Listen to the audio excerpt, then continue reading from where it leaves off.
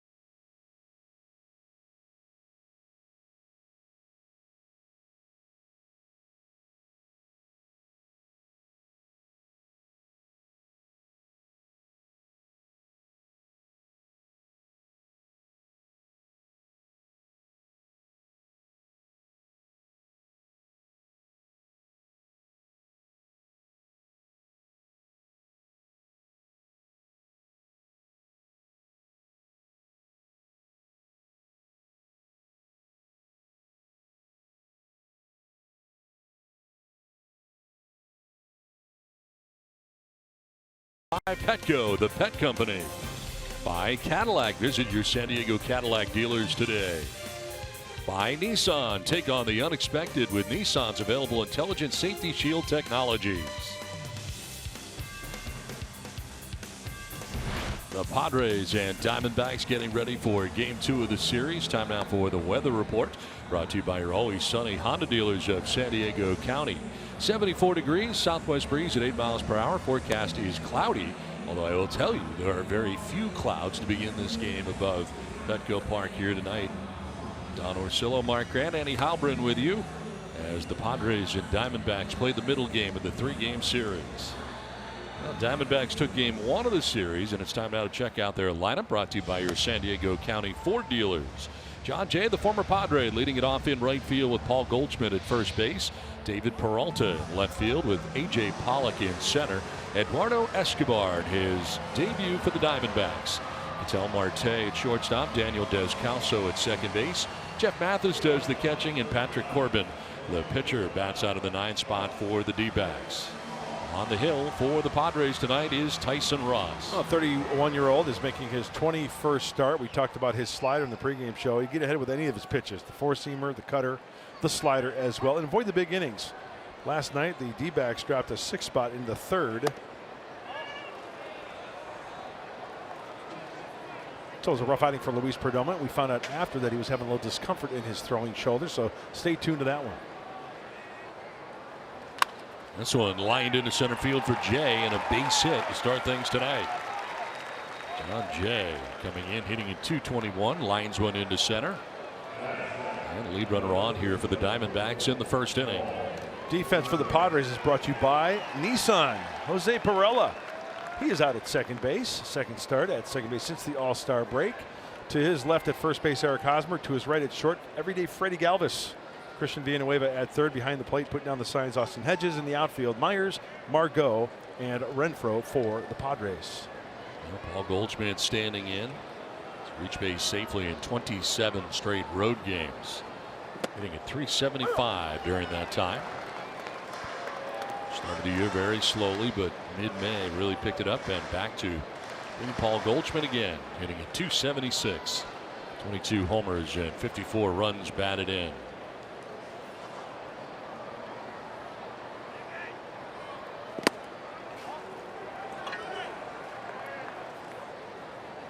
Goldschmidt tied for the second longest active streak in the majors with Alex Bregman of the Houston Astros, and behind only Shin-Soo Choo. Consecutive games on the road, reaching base safely.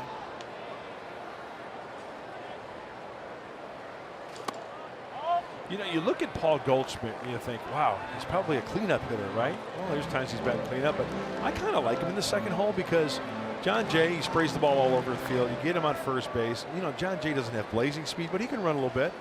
And then you got a guy like Paul Goldschmidt who can hit for average, hit the ball all over the field. Plus, he can pop one on you. And just like that, it's a 2-0 lead. I think Lavella likes him coming up in the first inning, too. Absolutely. That's a huge advantage. I remember those years of Mark McGwire under Tony La Russa in Oakland and St. Louis. More with St. Louis because they had Canseco as well, but his philosophy was he wanted Mark McGwire hitting third because he wanted a guaranteed at-bat in the first inning.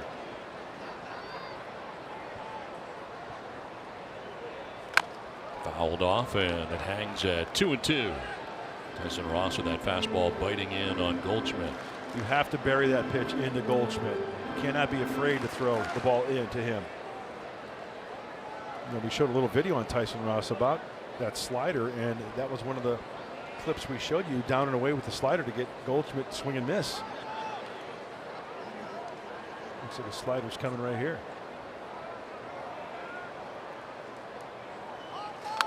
Followed back to the screen, kind of a start and stop at first base for John Jay. Didn't go anywhere though. He remains at first on the foul ball. You know, I'm looking at the shadows down at first base. Dave McKay is there, John Jay, Eric Hosmer. Those shadows are directly right behind if you drew a line from where the sun is setting to Eric Hosmer. So that might be a problem of some sort for a little bit of time with that sun, the way it's positioned. Throw over there, and back safely in plenty of time is Jay. And I think Eric Hosmer just kind of gave the thumbs up to Tyson, saying, hey, it's all good after that throw to first base, indicating that no problem to see that ball.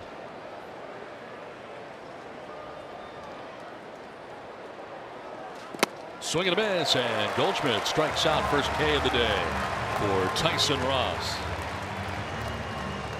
And there's that slider I was just talking about. Goldschmidt in and out and in, slider down and away, and Goldie goes down swinging.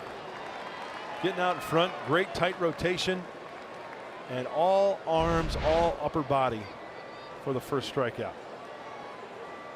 Now one down, runner at first, and it brings up David Peralta. Double play depth for the Padres in the middle infield here with one down and one on. And Peralta grounds one towards second base. Perella flips to second for one. On to first, close but not in time. Beating it out is Peralta, not hit hard enough for the Padres to turn it. They do erase John Jay at second base, 4-6 on the force out, 2 down. I think the key to this possible double play is the flip from Perella right here. Maybe a little bit, well, you know what, it was close. Maybe he could have got it there a little bit quicker, who knows, but Peralta gets down the line quickly. Here it is there. Yeah, I think he got it there as quickly as he could. Credit Peralta for getting down the line to keep the inning alive on that one. 2 down, Peralta at first, and it brings up A.J. Pollock.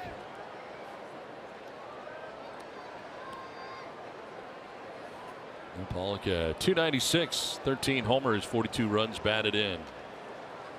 He is batting the cleanup spot. Center fielder for the D-backs. Strike one from Tyson Ross. Ross getting his first win since June 3rd last Sunday in Philadelphia. 5 innings, giving up 2 runs. Documented it in the open. Pretty much his best start and his worst start this year have both come against the Arizona Diamondbacks. 5 career home starts against Arizona. That's a 1.85 earned run average here against the Diamondbacks. So he's got that going for him. Yep. Which is nice.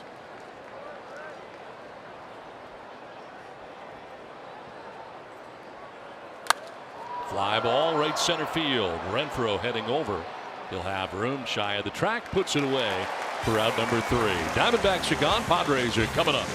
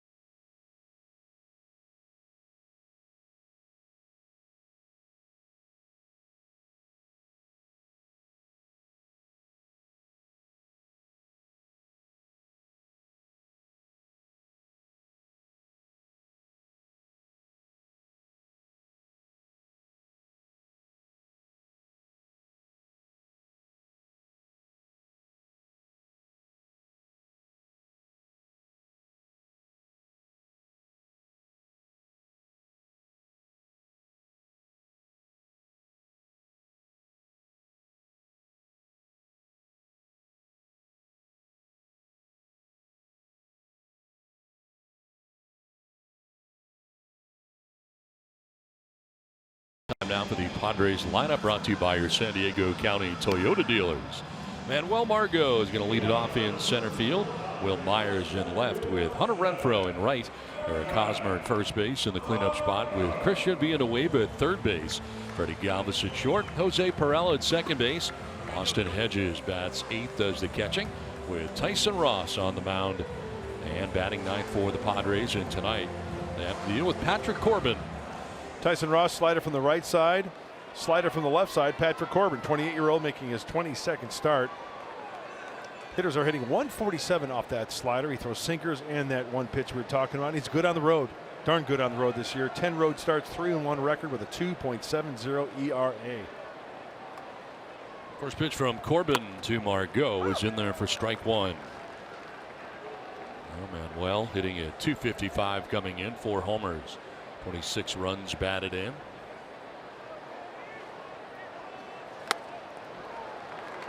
Well, Corbin has spent his career with the Diamondbacks. This is season number 7 in the big leagues for him. 14-game winner last year. This year off to a 7-4 start. Check swing, did he go? Yeah, he did. Brian Knight, first base umpire, rings him up as Margot strikes out. That is one tough pitch to make contact with, and if you do make contact, you really can't do much with it. He most definitely went on that one. Tough to hold up, out of the hand. Looks like it's going to be a strike, especially with 2 strikes. You have to offer at it, but Manuel could not hold up. One down in the first inning. Will Myers coming up.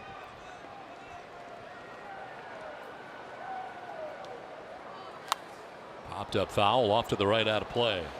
Defense for the Diamondbacks is brought to you by Cadillac. Behind Patrick Corbin. Going to take a look at the Snakes here. David Peralta in left, Pollock in center, Jay in right. Escobar over from the Minnesota Twins, making his first start for the Diamondbacks over at third base. Ketel Marte at shortstop, Daniel Descalso at second, and Paul Goldschmidt over at first.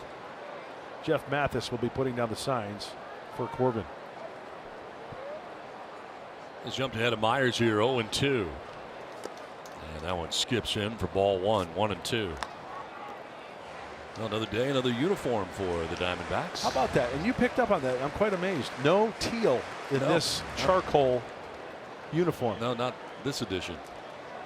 This one's got a red, kind of a white lettering thing, number thing going on. Is that the Sedona red?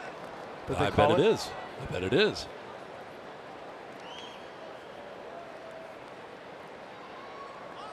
So it is also charcoal like yesterday's, but no teal today. 2-2 pitch. On the ground, back to the mound, and Corbin's got it. He'll flip to first for out number 2. Let's take a look at the keys to the game, brought to you by your San Diego Honda dealers. Well, hopefully our keys come to fruition tonight. Ruin Corbin's road record. We talked about 10 road starts, 3-1 with a 2.7 ERA, and repeat Ross at home versus Arizona. 1.85 ERA at home against these Diamondbacks, and those Diamondbacks here at Petco only hitting 195 off the Cal Bear. 2 down here in the first inning brings up Hunter Renfroe.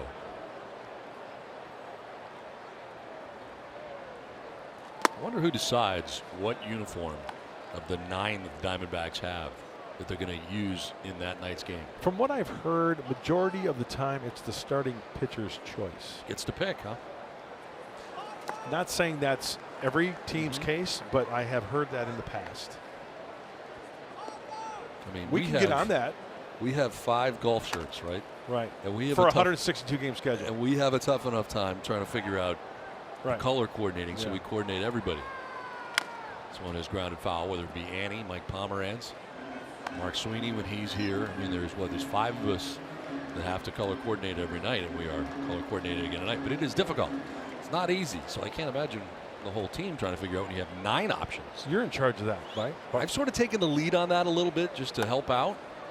I mean, it's not just my decision, but I mean, I try to help out by kind of putting a plan in place for us. Like we have a road trip coming up now. It's got like 5 day games. Road games in Chicago. Yes. Day games. A lot of polos on that. So I have some work to do. Full count here to Renfroe with 2 down in the It's end. important stuff. Very important. Yeah, it really is. It's a bigger deal than you think. Swing and a miss, and Renfroe strikes out to end the inning. 2 Ks for Corbin in the first, scoreless after 1.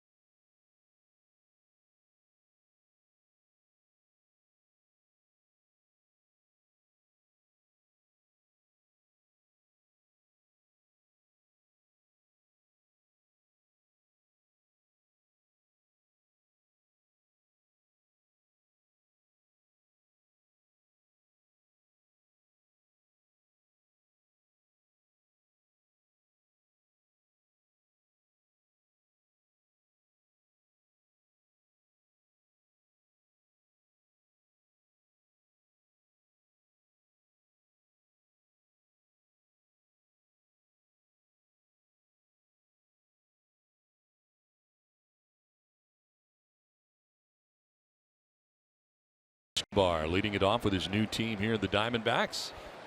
coming over from the Minnesota Twins and ready for his first AB in the Diamondbacks uniform against Tyson Ross as he leads off the second and takes ball one. 3-for-1 deal. Diamondbacks sending 3 the Twins' way, and the D-backs getting the left-handed hitting third sacker in return. 15 home runs, 63 runs batted in with the Twins before coming over.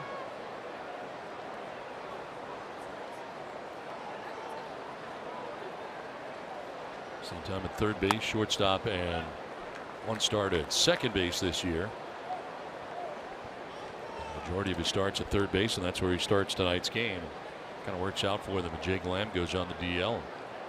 Here is Escobar to step in, and he'll take a 4-pitch walk to begin the second inning. So the first walk given up by Tyson Ross. Time now for our Valley View Casino trivia question. Love trivia. Trevor Hoffman had 61 career wins. Against which team did he record the most wins? Give us your answers by the end of the inning using hashtag Valley View Trivia. Lead runner on for the second straight inning for the Diamondbacks on this Hall of Fame induction weekend in Cooperstown. Ketel Marte standing in. Got a text from a friend of mine who is taking in the festivities in Cooperstown, and today was the parade.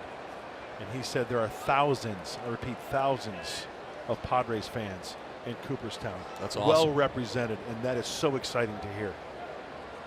I'm sure Trevor appreciates that greatly. It's going to be great.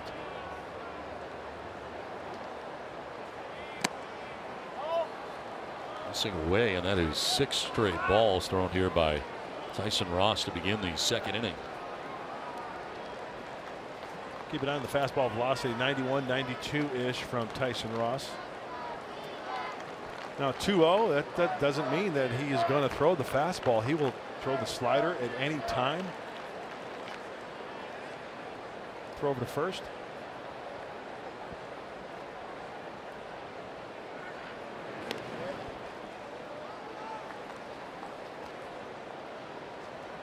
So I understand you got some intel on how they choose their uniforms. Oh, that's right. I went over to talk to Bob Brenly, the color analyst for the Diamondbacks, and he said probably one of the funniest lines of the year. I go, hey, why, who chooses the uniforms that they're going to wear tonight? He goes, I don't know, but I'm sure there are analytics involved.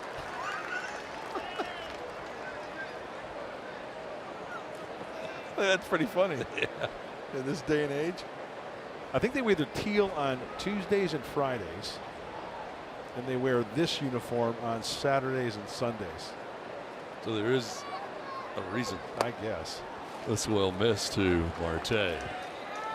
Bob Brenly, the great analyst, former manager, former World Series champion manager of the Arizona Diamondbacks, and a great analyst. He's great. He's one of the best. Loved working with him last year. I love listening to him. I mean, he can break it down. Oh, he talks a lot too. That's our job. 3-1 pitch is going to miss. Back-to-back walks here. Allowed by Tyson Ross to begin things in the second inning. Sometimes when Tyson is off with a delivery with the pitches, it's mentioned it many times before. Mechanical on the front side kind of cuts himself short.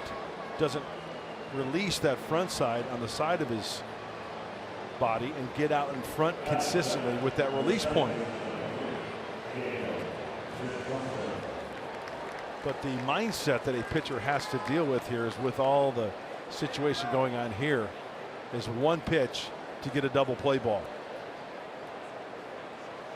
So 2 on, nobody out here. Daniel Descalso standing in on the left side.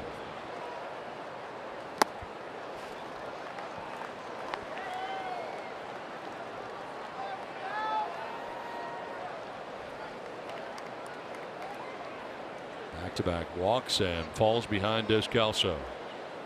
Trying to find his control right now is Tyson Ross. And a jam in the second inning against the Diamondbacks. And as a hitter, you got to be sitting fastball right here, I would think. And that's where the slider comes into play to counter that. What the hitter might be thinking, since he's thrown so many balls. What do you know, a slider for a strike? So more balls and strikes so far in his outing. 23 pitches, 12 balls so far.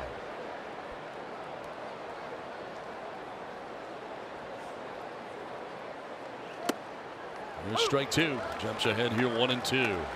Back to the fastball that time.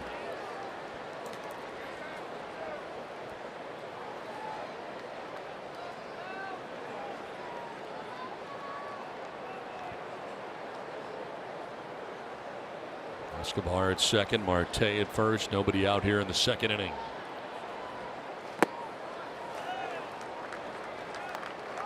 Two and two to Descalso.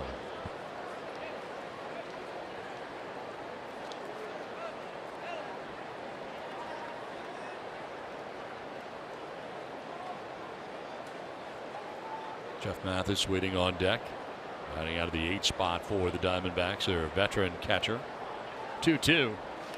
Tap foul. Still 2-2. Really good pitch.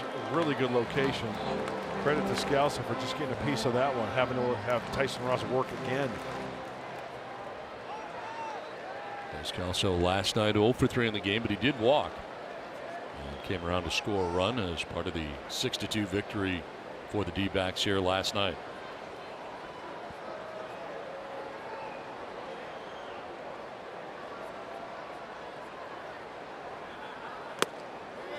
Full count now.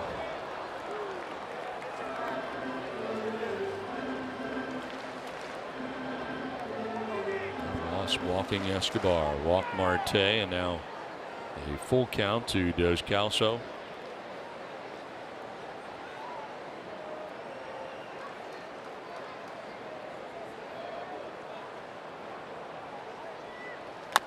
On the ground down the first baseline, a foul ball.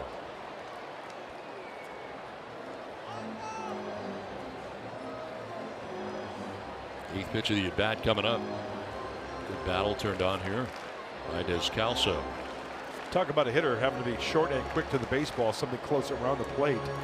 Don't want to get caught looking, and that's why Descalso is short and quick to where he can flare something the other way. If Tyson wants to try to pound it down and away, Villanueva well off the line at third base and back.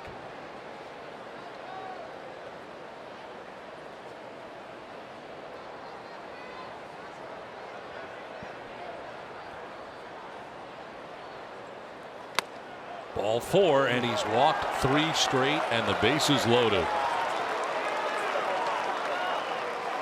Escobar, Marte, and now Descalso all walking against Tyson Ross here in the second inning. Now he'll try to minimize the damage. You are working towards the bottom of the order. As Jeff Mathis is coming up. The perfect script here, 1-2-3. Tyson Ross, chopper, playing catch with Hedges, and then on to first base. But up until 2 strikes, work for a grounder. His 30th pitch of his outing. And it's strike 1. Picks up that outside corner.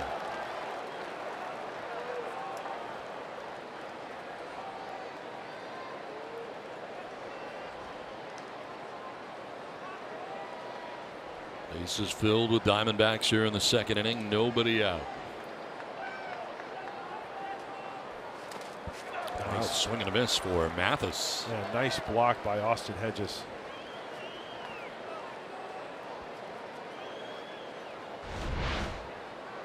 Tyson Ross walking the tightrope here, and nice block in the dirt by Austin Hedges.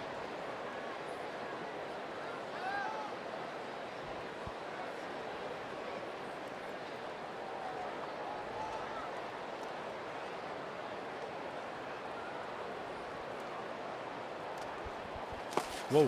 Another good one by Hedges, sprawling to his right.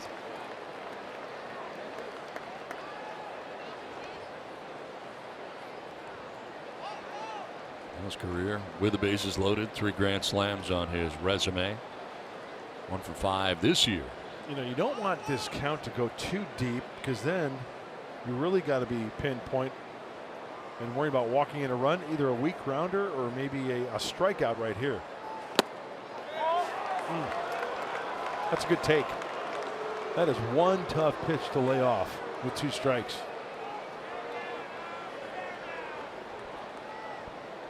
Bases loaded here for the Diamondbacks. Nobody out. 2-2 the count to Mathis. Escobar at third, Marte at second. does Calso at first. And in the dirt again. Full count now. And nowhere to put Jeff Mathis. 15 balls, 7 strikes. The 22 pitches thrown by Tyson Ross in the inning. Well, that release point is all over the place for Tyson right now. Pitcher Patrick Corbin waiting on deck. And a liner to right field. It's going to get in for a base hit. Escobar will score from third, and the Diamondbacks strike first and take a 1-0 lead. RBI single for Jeff Mathis.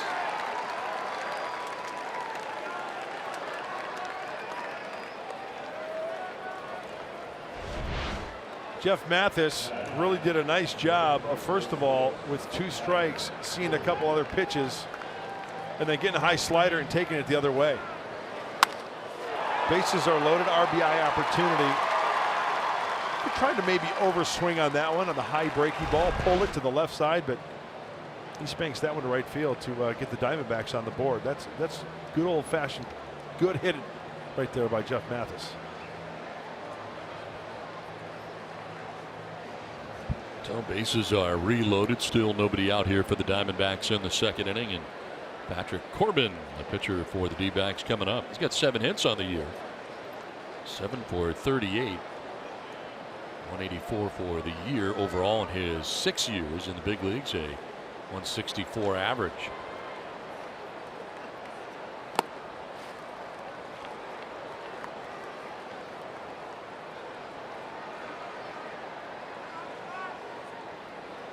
Fifth pitch of the inning coming up here for Tyson Ross.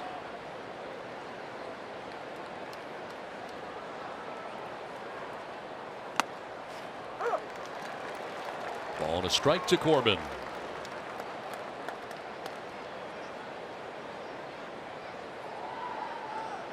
Starting the inning by walking Escobar, walked Marte, walked Calso, and then the RBI single by Jeff Mathis. 2-1.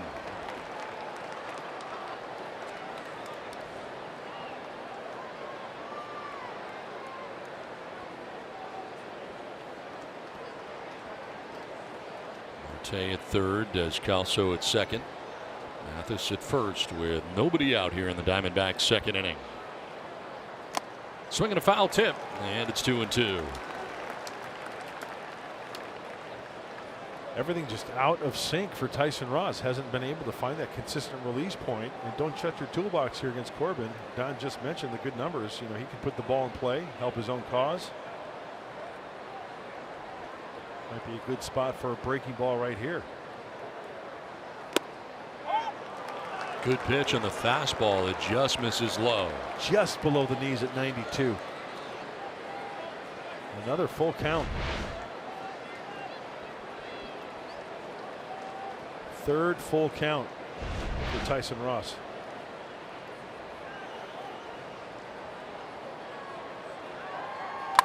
Line to center field. That's going to get in for a base hit. Another run for the D-backs. In from third comes Marte, and it's 2-0 Arizona.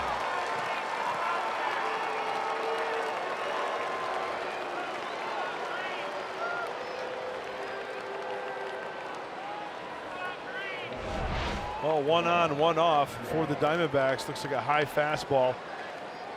And once we said it just earlier, Corbin can handle the bat. He's a good athlete. Just putting the ball in play at a high pitch, playing pepper up the center of the diamond. And when he's missing in the dirt, missing with the slider, he's missing big time. But when he's missing around the plate, Diamondbacks are putting the ball in play. Grounded down the first baseline. Diving is Hosmer, and out there. Throw the plate. Not going to be in time. Does get the out at first base, though, on John Jay. 3 unassisted. But Jay will pick up an RBI as from third comes Does Calso, and it's 3-0 Diamondbacks.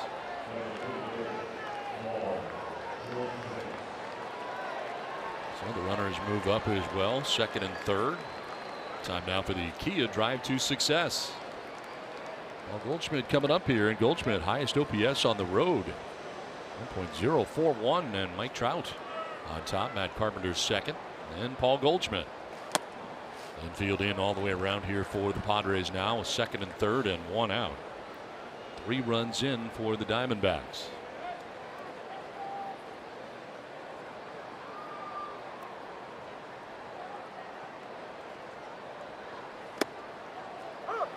There's a strike, 1-1.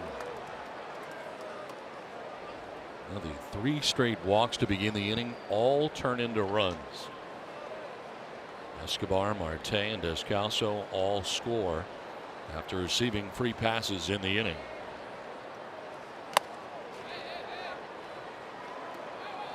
There is action in the pen. Our turn throw almost got away. Phil Maton first up in the pen.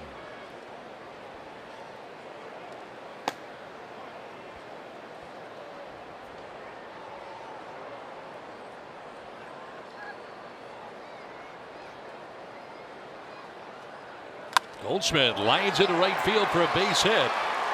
Mathis will score. Corbin is stopped at third, and the Diamondbacks take a 4-0 lead. Paul Goldschmidt with an RBI single to right, and it's 4-0 D-backs. He is so good. The way he just, for a big kid, short, compact swing. Sure, he could turn on one and take one to the left center field gap, take one over the wall 450 feet. Look how short he is on the backside there. Hands first, inside out in that pitch to drive in another run.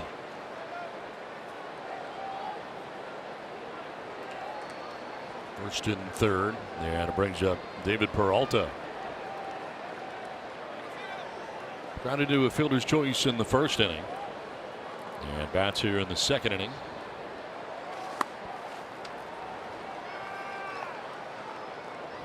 Oh, everything's out of whack.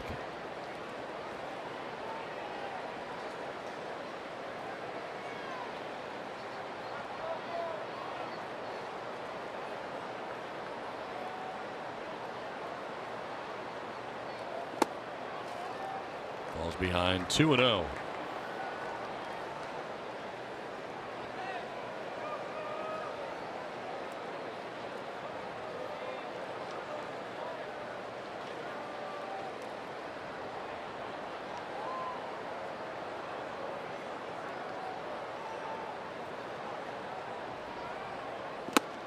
There's a strike, 2-1. There's a couple of ways of looking at this. Obviously, playing catch up stinks for the Padres, down 4-0 to this point.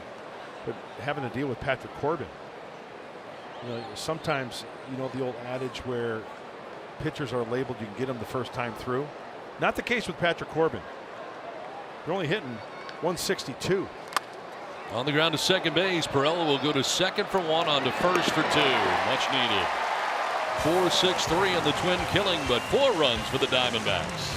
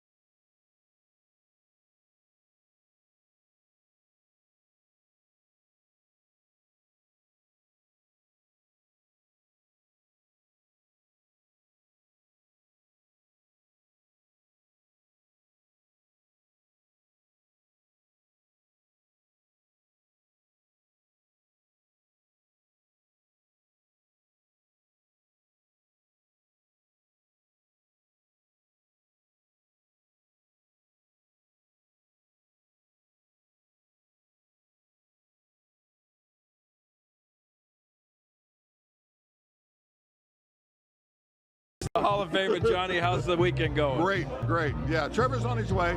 We're trying to say hello to him, and I know everybody's busy tonight, but this is a great night for all the Padres. I am amazed. I can't believe the number of people from San Diego. I absolutely love the fact that when you go over to the hotel, all the Hall of Famers hanging out. That's got to be special. Isn't it cool? Yeah, and Trevor's excited. He looks great. Family's enjoying it. Everybody's going to have a great weekend. It'll be exciting for all of us for Trevor to be in the Hall of Fame. Well, Johnny, thank you very much for stopping by and honoring Trevor Hoffman. So we'll take another shot of this, okay? Start from the beginning, roll 2. All right, bye. Absolutely love it. Johnny Bench, Hall of Famer, catcher from the Cincinnati Reds. Mark Sweeney. Rubbing shoulders with greatness. Or is Johnny Bench rubbing shoulders with greatness and Mark Sweeney? You could make that statement. It works both ways. 2-time MVP, 389 home runs for the Cincinnati Reds catcher, Hall of Famer Johnny Bench. Bottom of the second inning, as the Diamondbacks have scored 4 times in the top half of the inning. Eric Hosmer, Christian Villanueva, and Freddie Galvis scheduled to bat here in the bottom of the second. Padres have work to do against Patrick Corbin.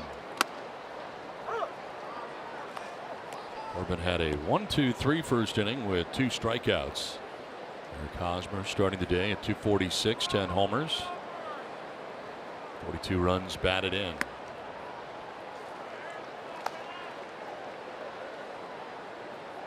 What's ironic about that little nugget I told you about Corbin last half inning, first time through the lineup, 162 average, opponent's batting average. Tyson Ross, 155, not the case. The walks really hurt him. Yeah, started the inning by walking 3 straight. They would eventually all score. 1-2.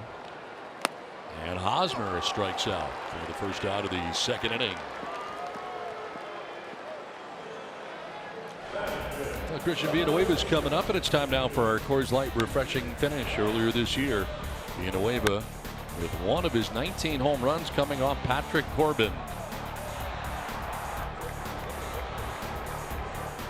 Well, that's the blueprint for these hitters to try to take Corbin the opposite way, like Villanueva did in the desert. If you're in pull mode the whole time, you're going to run into trouble. Corbin has started his outing by striking out 3 of the first 4 Padres he's faced in the game.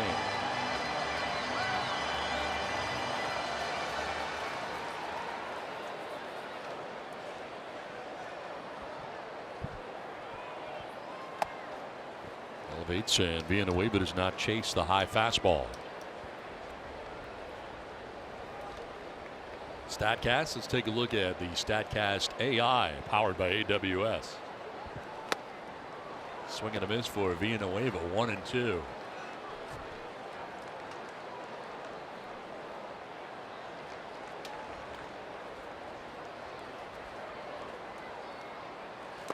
Swing and a miss, and Villanueva strikes out. 4 strikeouts for Patrick Corbin, 2 down.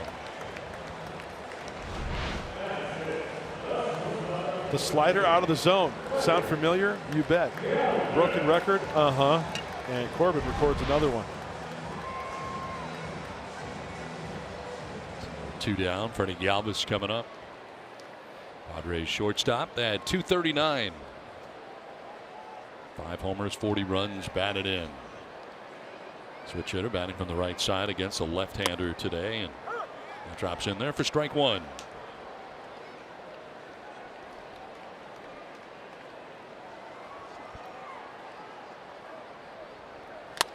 Grounder right side as Calso ranges to his left and throws out Galvis to end the second inning. Done with 2, 4-0 Arizona.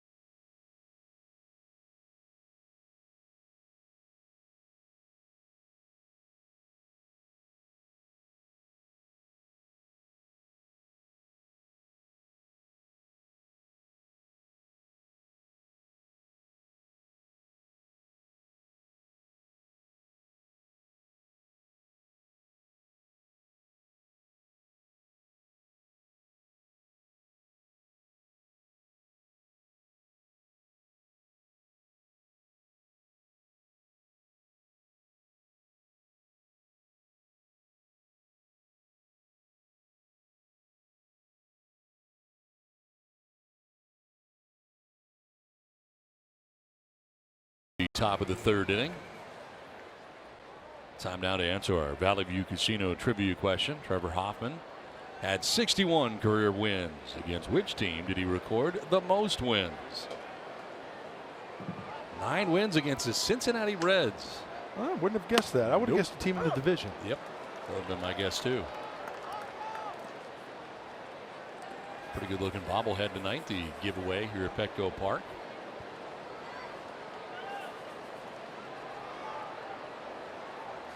AJ Pollock leading it off here for the D-backs. Sent 8 men to the plate in the second inning, scored 4 times. Tyson Ross trying to find his way here in the third inning. Remember, the Padres were into that bullpen very early yesterday. Perdomo had to leave the game, and Robbie Erlin came in. Grounder up the middle, and sliding to his left is Galvis. The throw is in time. Nice play by Freddie Galvis, the Padres shortstop.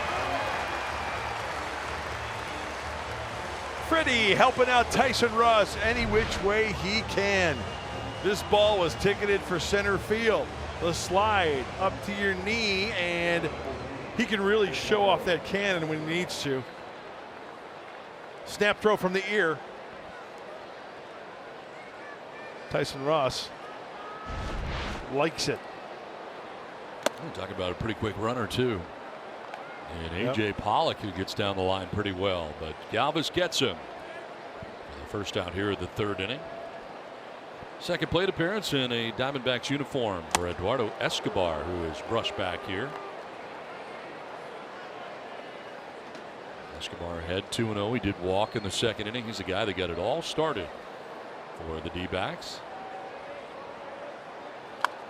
You know, it's got to rejuvenate you as a player. Rejuvenate, that's what I'm trying to say. Going from the Twins for Escobar, coming to a contender. Matt Andriese in the bullpen for the Diamondbacks, right? Going from Tampa, who's playing good ball this year, but that's a tough division. And going to the contender here for the Diamondbacks as well.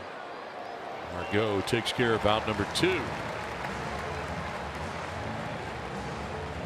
Ground out and a fly out takes us to Ketel Marte.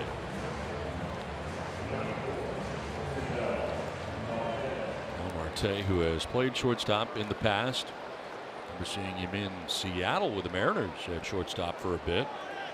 Played second base earlier in this series, but tonight at shortstop, and it is Des Calso at second base. Marte walked in the second inning. Nick Ahmed, of course, started at shortstop last night. If anyone ever needed a 1-2-3 inning, it's Tyson Ross right here. Little bloop back at third. That will fall. Galvis out to get it. Throw's going to go to second, and safely into second base.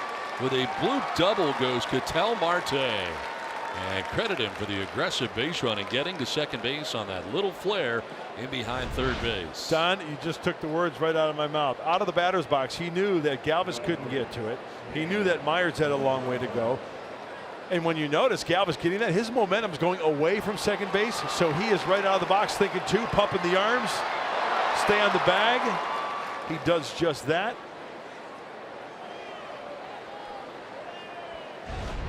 Runner in scoring position.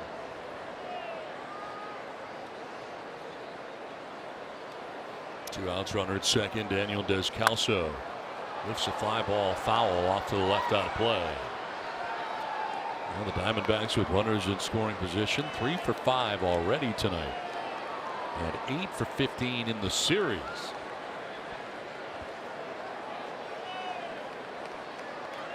They come up with some timely hits, and trying to do it again here with 2 down in the third inning.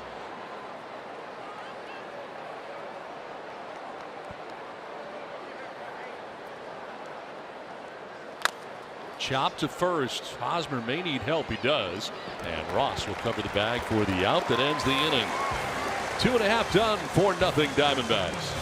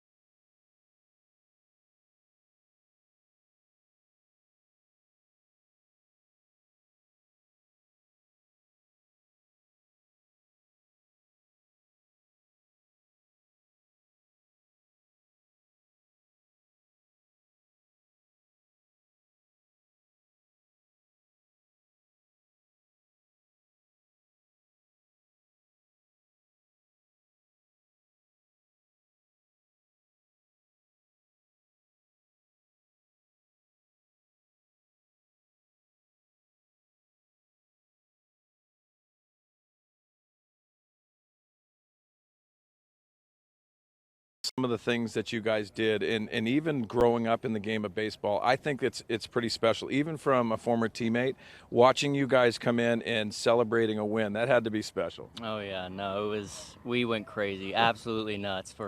Especially when we heard Hell's Bells go on, the stadium went black, and you just knew Dad's coming out. And that was Brody Hoffman and his brothers. The three of them are there waiting for their dad to be enshrined into the National Baseball Hall of Fame. Of course, that's happening tomorrow. So they got to enjoy a little golf today and be alongside big leaguers and Hall of Famers. Not a bad gig for today, as well as with Mark Sweeney over there.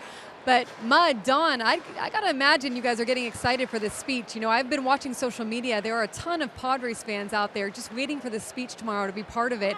Are you guys getting excited as well? No question. Looking forward to it tomorrow. It's going to be great. I really am. And knowing Trevor, the kind of individual that he is, the class that he is, it's going to be about the people who were influential in his life. I mean, that's just a given. When you get to know him and what he's all about, he really, I think, will reflect on his upbringing, his brothers. I know he was young when his dad passed away, but how influential his mom was, but especially his brothers, because I know he's really, really close to them. Leadoff double to start things here in the bottom of the third inning for Jose Pirela. First hit of the night for the Padres after Corbin had retired the first 6 in a row. That's how you have to hit against Corbin. Two-seamer away off the plate. Probably if taken a ball. And this ball just stays fair. And we know that aggressive. Oh, he kind of hesitated a little bit. Got to go.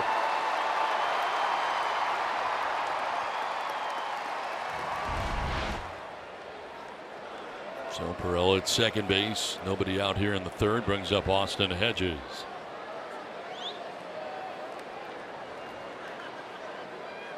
Homers in back-to-back games, hitting at .234. 6 home runs now, 19 runs batted in for the Padres catcher. And hitting at .321 since coming off the DL. Fooled on the breaking ball for strike one.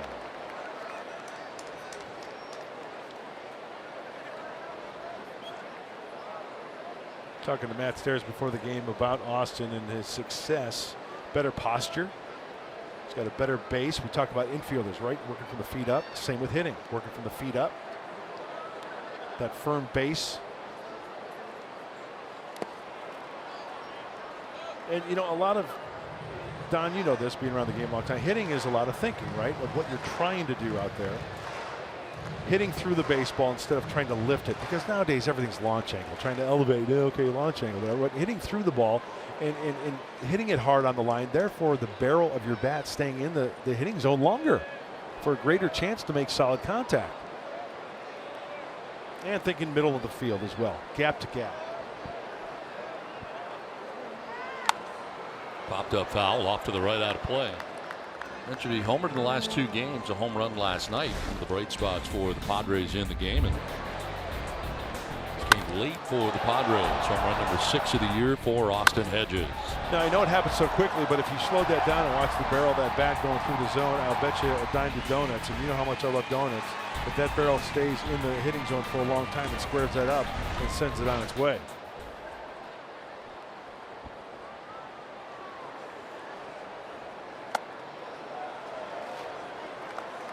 2 balls, 2 strikes here to Hedges. Tyson Ross is on deck right now for the Padres.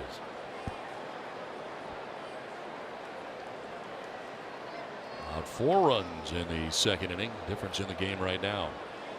Leadoff double by Pirela at second base, as Hedges waits on a 2-2 pitch. And a liner foul well out ahead of this.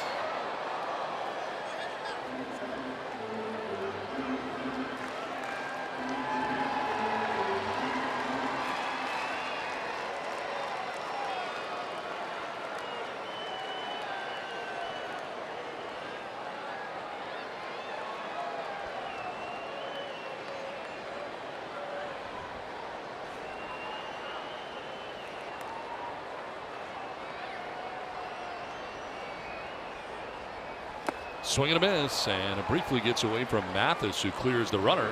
And throws out Hedges. That's strikeout number 5 for Corbin on the night. Patrick Corbin, good numbers against right-handers. In fact, better against right-handers. Yeah, when you're thinking fastball, you get the slider. When you get the slider, you think fastball. He keeps him guessing, but it's that one area down and in, especially with 2 strikes. Out of the hand, it looks like it's going to be a fastball in the inner half, maybe even down the middle. And this will give you a good angle at it because it's straight on over the mound. It's very, very tough to lay off. That's why he has a lot of strikeouts with that slider, especially against the righties, and that's why he has those good numbers against righties. Runner at second, 1 down. Tyson Ross will take strike 1. His first plate appearance of the game coming here in the 3rd inning. 4 for 34 at the plate this season. 186 career batting average in 9 major league seasons.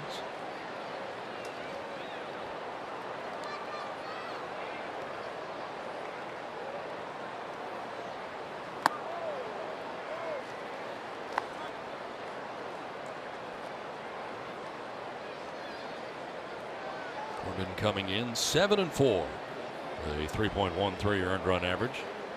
22nd start of the year for Corbin.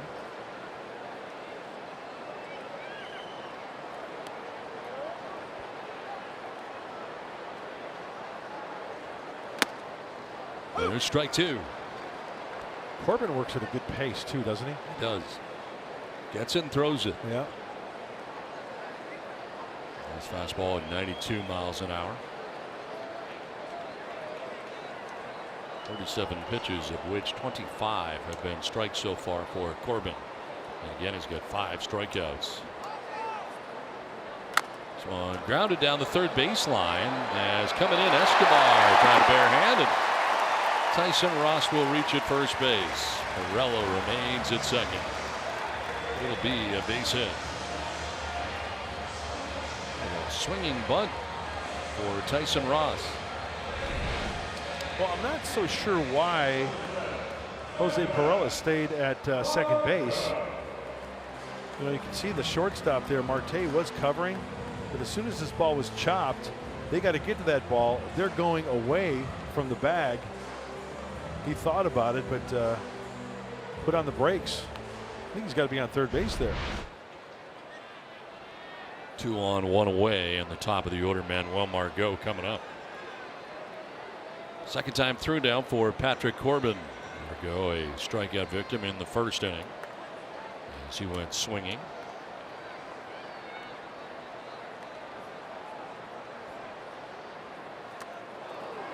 That fooled Margot. Not a good first pitch swing to offer at. Breaky ball well off the plate. Manuel knows that.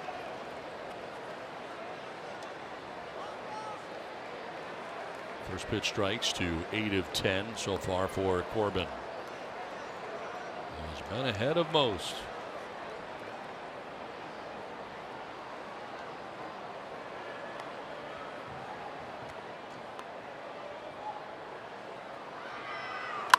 Line to left field. That'll get in. From second base comes Pirela. He'll score. Ross will be stopped at third on the RBI double by Manuel Margot, and the Padres are on the board.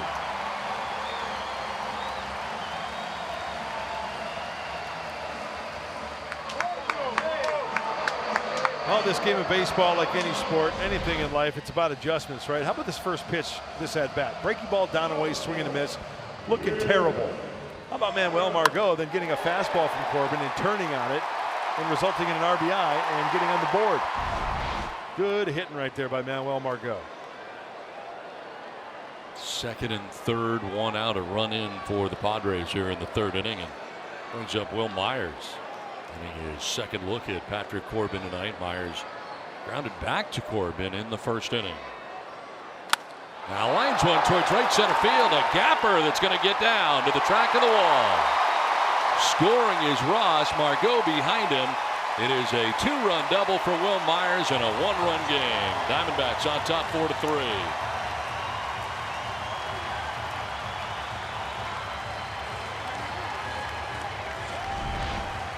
Yo, bartender, I'll take a double.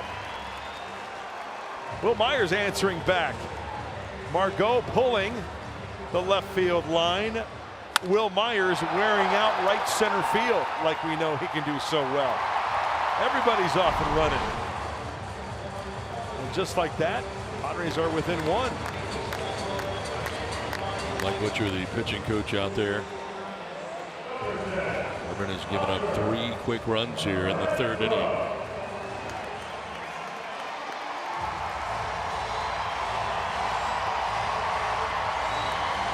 Renfroe will be next. Still just 1 out here in the bottom of the 3rd inning. Keep your foot on the gas. Hunter Renfroe, you just saw what Will Myers did, going the opposite way. We know that Hunter can go the other way with authority.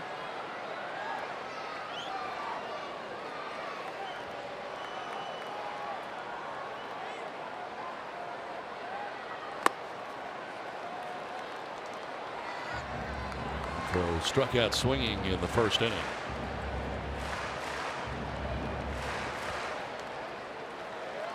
Well, Corbin winning last time out against Chicago on Monday. 7 innings, giving up only 1 run on 6 hits. That's a good Cubs offense.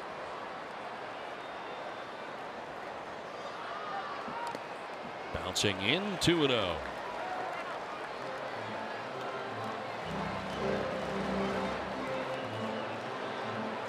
Feel pretty deep and pretty straight away here on Renfroe. Yeah, I think one of the few times that Corbin's been behind 2-0. First time tonight, in fact, right here. You're seeing it now.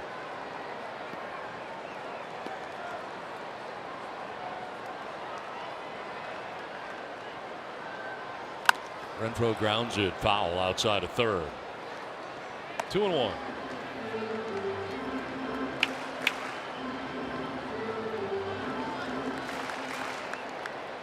Beautiful night tonight at Petco Park in San Diego. It's a sunshine, warm conditions. Padres trail 4-0, but so far put together a 3-spot here in the bottom of the 3rd inning, looking for more. 2-1 to Renfroe. Close pitch, but just inside.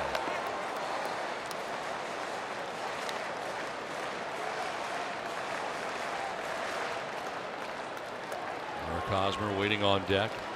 Padres continuing to bat in the home half of the 3rd inning.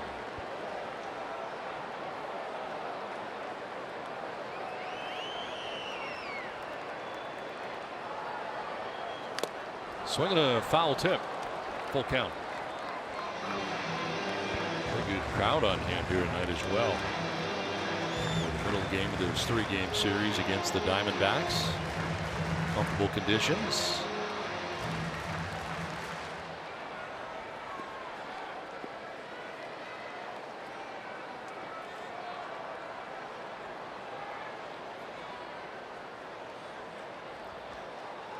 Payoff pitch to Renfroe.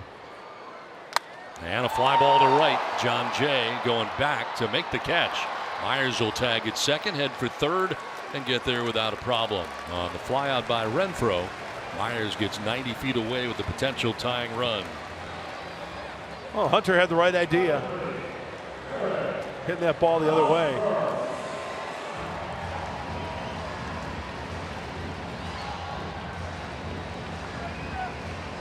So with the tying run 90 feet away, here's Eric Hosmer.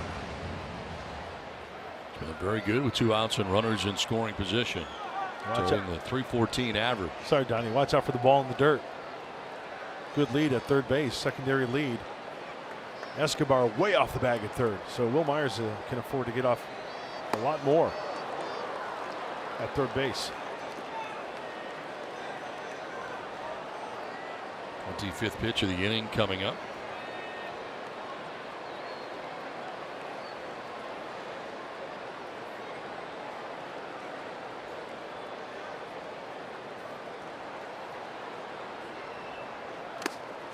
Foul tipped 0-2.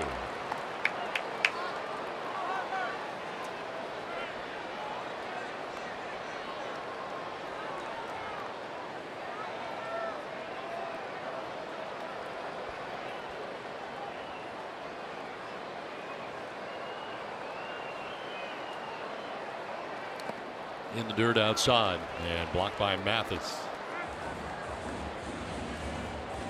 Saved a run right there.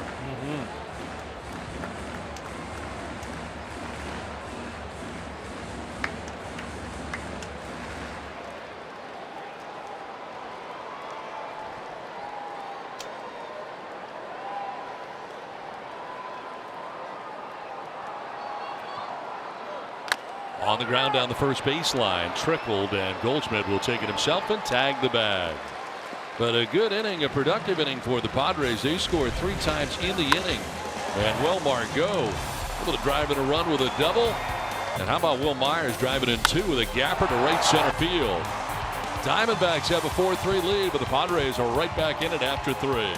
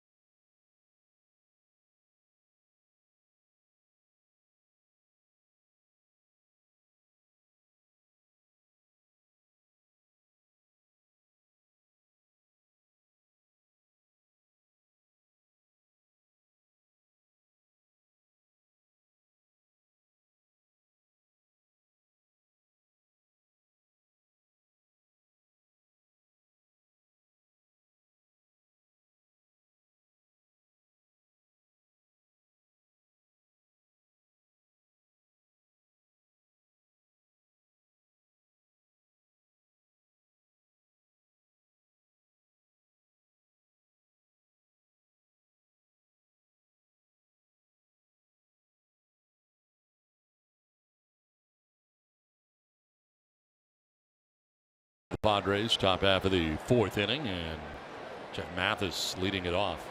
New game now. Padres scoring 3 times in the bottom of the 3rd inning to get back within 1. Diamondbacks going back to work here. 8, 9, and 1 featured here for Arizona in the top of the 4th inning. Liner caught, middle of the cap high by Galvis. Well, if Tyson Ross can find his groove after the Padres answered back with 3 to bring it within a run here, he should have things turned around. What he needs to turn around, keep the ball down in the zone. All these hits you're seeing, look where they're at.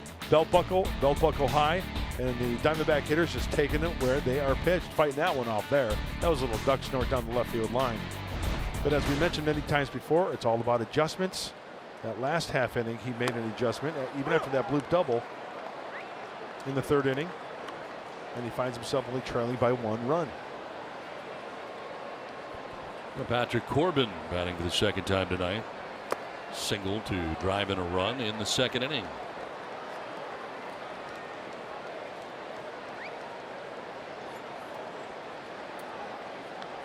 Outfield play for him to go the other way. Margot, center fielder, into left center, and pulls off that swing. 1-2.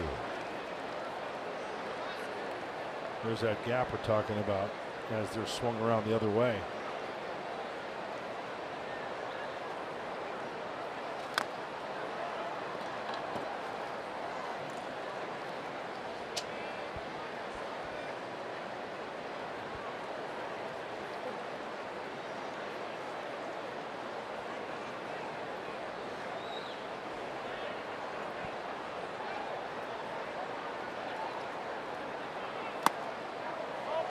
Just missed away. 2-2.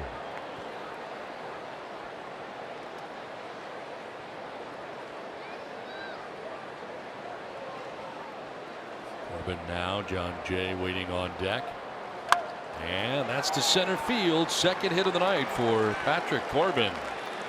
One out single, just reached out and pokes it into center field. Good bat control from the Arizona Diamondback pitcher. This kid can swing it a little bit. Now Tyson wants it down and away.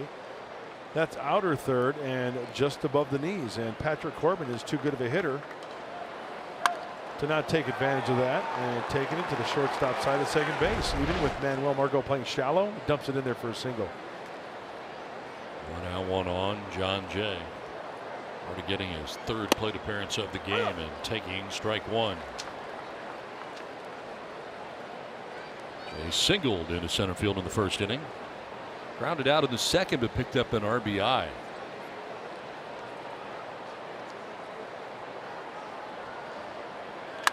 Now grounded left side. Galvis will go to second base for 1. On to first. Not picked out by Hosmer. In and out of the glove as Corbin will be out at second base for the inning's 2nd out. Good job by Freddie going to his right, planting and firing a P-rod to second base. It's right to the chest of Perella, and Jose kind of rushes a little bit. It looked like a very pickable ball for Eric Hosmer at first base. Let's check it out. And he gets it on the heel. Can't squeeze it. It's going to happen once in a while. 2 down, runner at first for Paul Goldschmidt.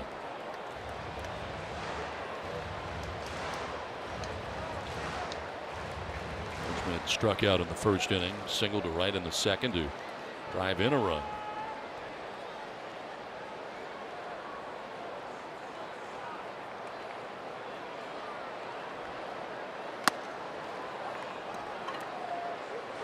Where does Paul Goldschmidt like his pitches, right? Well, the red is the hot zone, and that is the pitcher's perspective. So you're looking into the catcher. In the middle, out and away and in and down. 2 strikes, you can go up and down and in. I mean, Don, you like the ball middle, right? I mean, you just take that stuff the other way. I like a center cut. Yeah. Center cut. Is that what it is? So what that tells me is you should pitch him up. Up and down and in. Sliders down and away, which is evident because we've seen that in our open, and we saw it this afternoon. His first at bat. Pitch 75 for Tyson Ross. And a swing and a miss, 2-2. No, it's not a guarantee. I mean, that ball's right down the middle. Yep. And once again, you got to give pitcher credit. Sometimes the hitters just miss. It's just part of the game.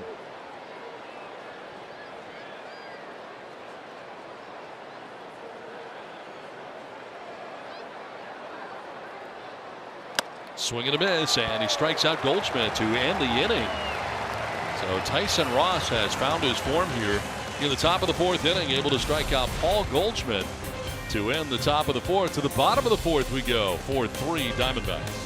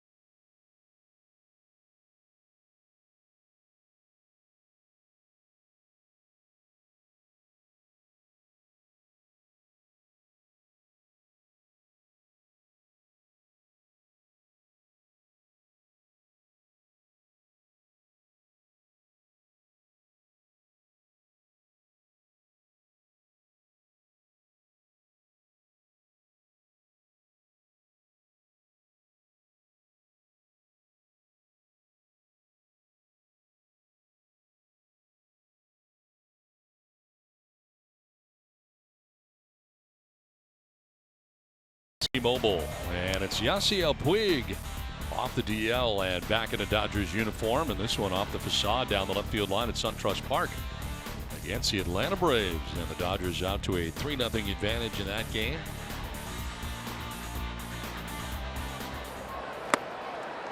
Well, the Dodgers get Manny Machado. Diamondbacks coming back with an answer, getting Eduardo Escobar, who starts tonight at third base. And they're battling for the top spot in the National League West. Well, we talked about this before the game. Would you agree, and I made this statement, anything short of a World Series title for the Dodgers is a failure? I would agree. I mean, they're expected to do so. Absolutely, especially acquiring Machado. And there's also been rumors, there's rumors floating all over the place. Chris Archer, possibly Dodgers. I know the Padres have been involved. There's been, with other teams as well mentioned as the rumor mill as we take a look at the NL West. Rockies right in the mix again. Yeah.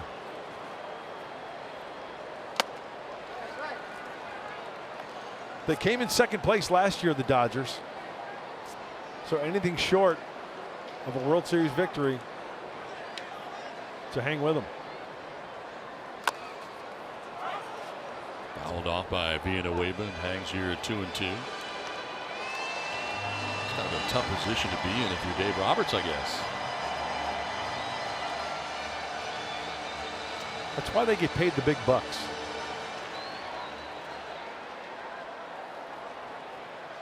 It's what you've signed up for, right? This is the business we have chosen.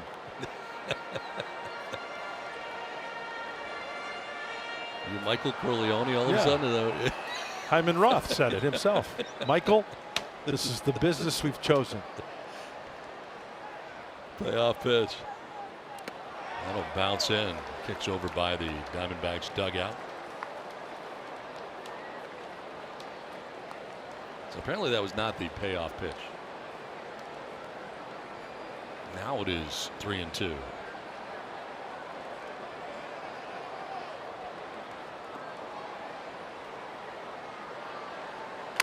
On the ground foul outside of third. And he throws a slider. He's got confidence in that pitch. Ninth pitch of the at bat coming up here. It's been a good battle. 60th pitch of the outing for Corbin. And let's see where they go with here. Another slider, looks like. Not a good one. And down to first base goes Villanueva. Leadoff walk starts things here in the bottom of the fourth inning. First walk allowed by Corbin. And it brings up Freddie Galvis.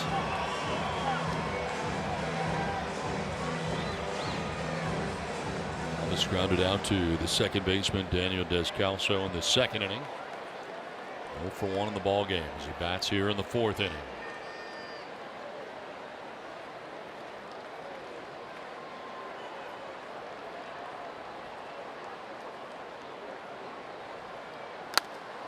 In the air down the right field line, out of play.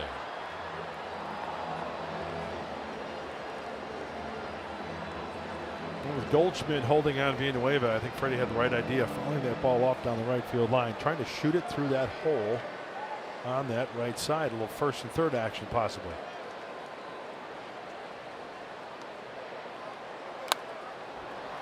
Offset foul off to the right on play.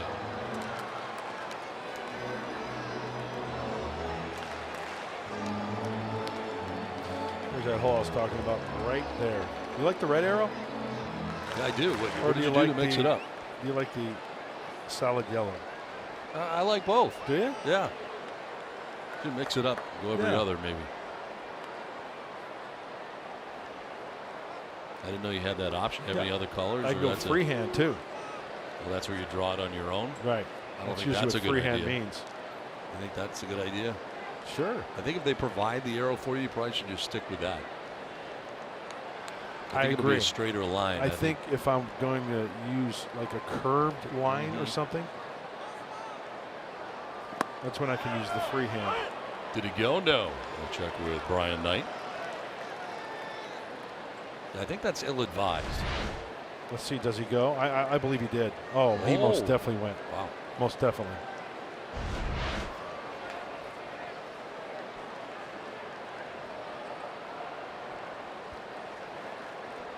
0-2 coming to Freddie Galvis again.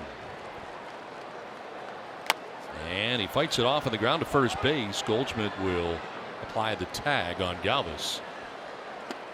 As Villanueva takes second base, with now 1 out in the inning. Now it's time for the Lowe's whole team together. Patrick Corbin tonight with 5 strikeouts, and one of the guys you can count on 4 strikeouts. 612 on the year for Diamondbacks pitching. That's second only to the Washington Nationals in the National League, and Corbin leading the way with 163 strikeouts on the year. Zach Greinke, we saw in last night's game, get the start, 143. Also in the top 5 in whip. He's 3rd in that. Strikeout to walk ratio, he's 4th in that. Innings pitched, he's 5th. He's just darn good every 5th day for these Diamondbacks.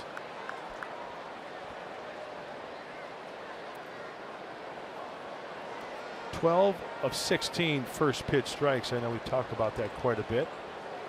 And that last pitch was number 65 for the left-hander.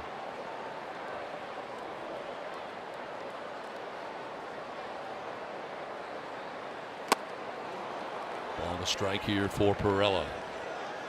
His double started the 3rd inning, and the rally for the Padres. They scored 3 times in the inning.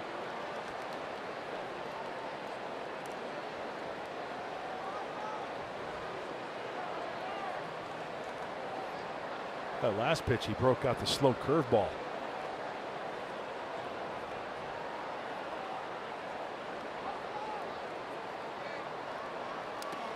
Check swing, did he go?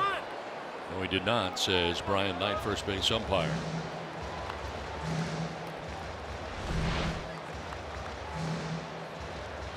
Oh, I thought he went. He caught a break, didn't he? That's not what Brian Knight said. He said he didn't go. I thought he went. And you know what? Brian Knight is the first base umpire. That's right. Yeah. That's all that matters. That's right. 2-1 pitch coming up.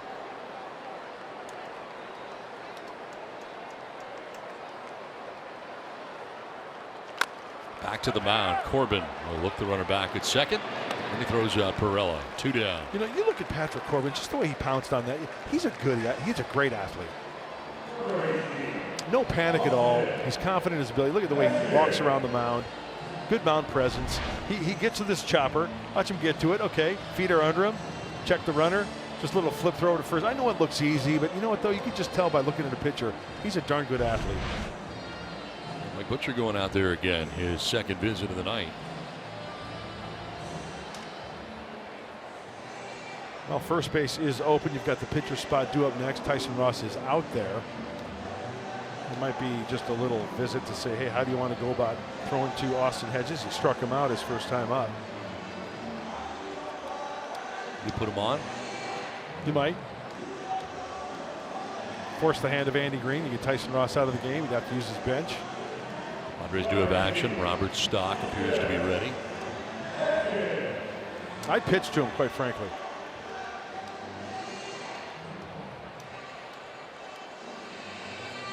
And that's just given what Patrick Corbin has done tonight. Sure, the Padres got to him for 3, but bottom of the order here. He struck him out his first time up.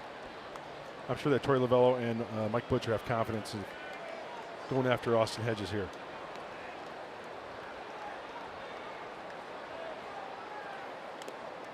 Bounces in for ball 1. Nicely blocked again by Jeff Mathis. First pitch, slider in the dirt. Next pitch will tell us a lot. I think if he falls behind 2-0, they'll just put him on. Might well do that. 70th pitch of the outing coming up here for Corbin.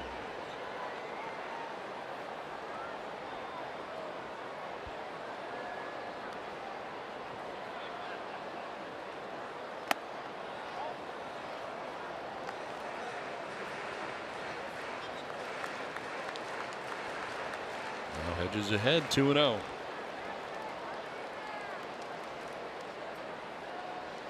Austin can't get too anxious right here, if in fact it is. Looks like it's going to be a pitch around.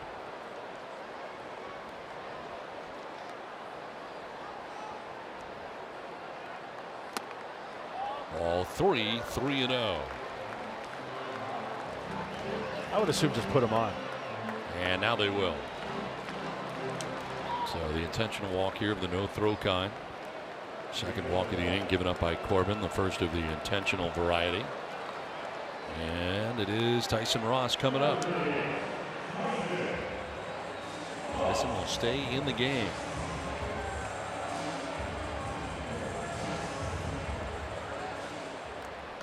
Singled in the third inning. 1 for 1 of the game. Came around to score the second Padres run of the night.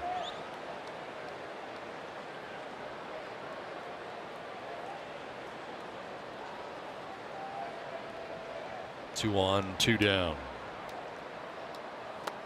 Ross with a swing and a miss for strike 1. Slider again. Been starting a lot of guys with sliders.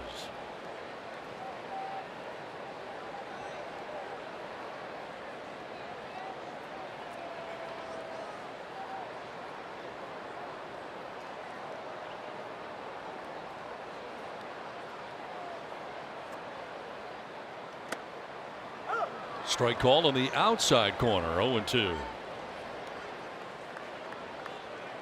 And another breaking ball from Corbin to Tyson Ross.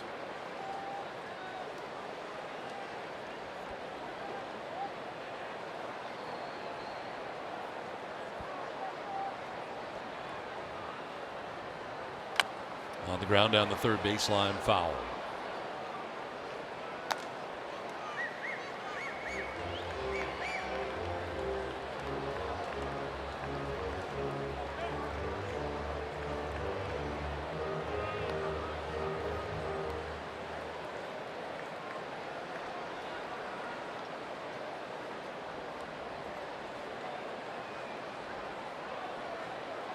'75th pitch coming up here for Corbin. With 2 outs, tying run in scoring position. The 0-2. Fights it off. Foul to the right, out of play. Protecting the plate is Tyson Ross here with 2 strikes on him.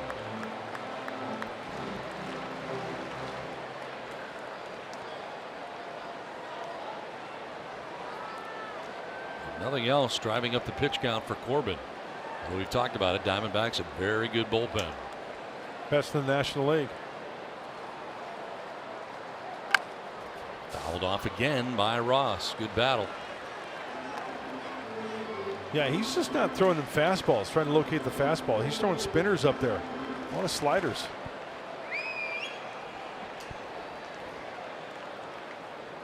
And Pollock in center field, he's playing him to go the other way. I would say he's kind of on the shallow side, isn't he? Tyson's got some pop.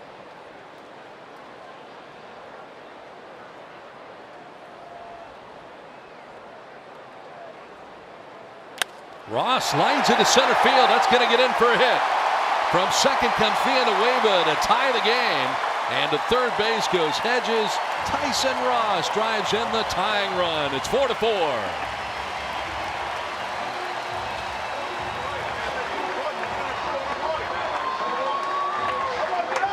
Boy, how quickly things can change in a baseball game. Tyson Ross early struggling. The Diamondbacks drop a 4 spot.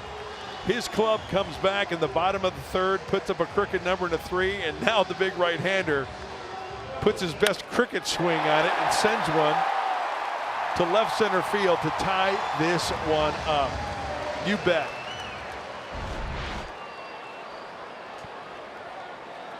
First and third now with 2 down and the game tied 4-4.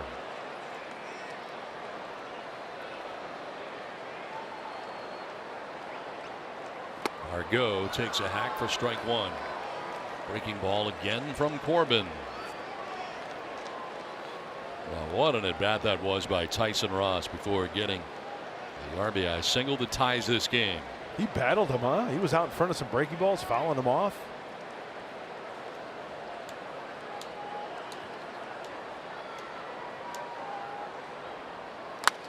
On the ground, sharply hit, but picked by Descalso somehow. And he throws out Margot to end the inning. What a play by Descalso at second base, but Tyson Ross has tied the game at 4.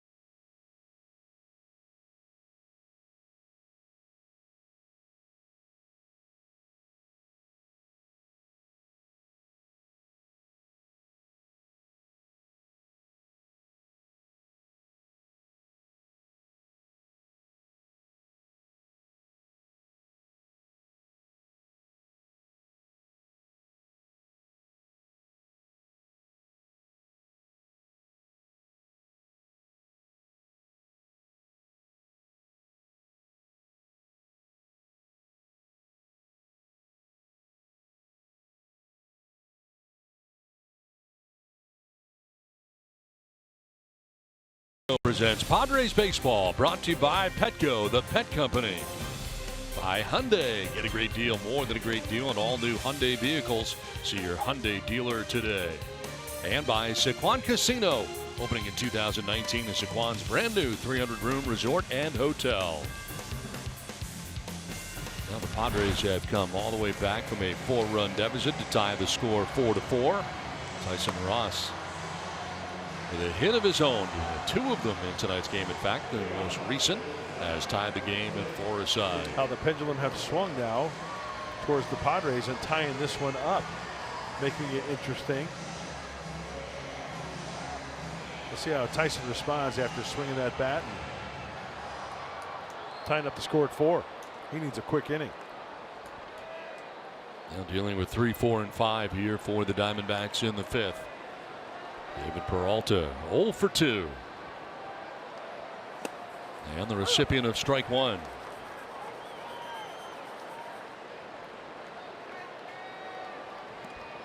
Peralta grounded into a fielder's choice in the first. Grounded into a double play in the second. And all of a sudden finds himself down here 0-2.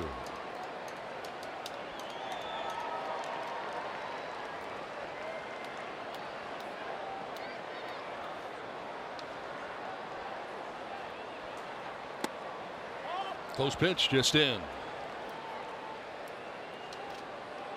Ross has not had a 1-2-3 inning in his outing. Grounder foul beyond the Padres dugout, first base way.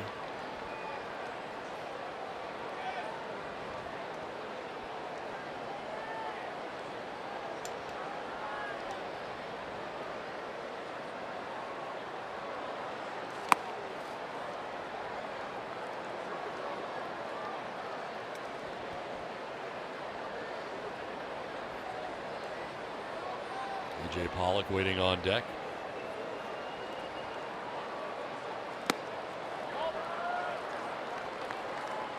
Full count.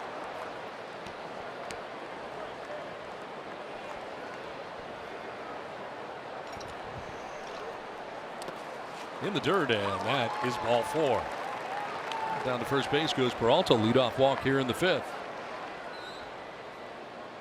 It's time now for the top tier play, brought to you by Arco, and a great play by Freddie Galvis to rob A.J. Pollock. Last time we saw Pollock at the plate.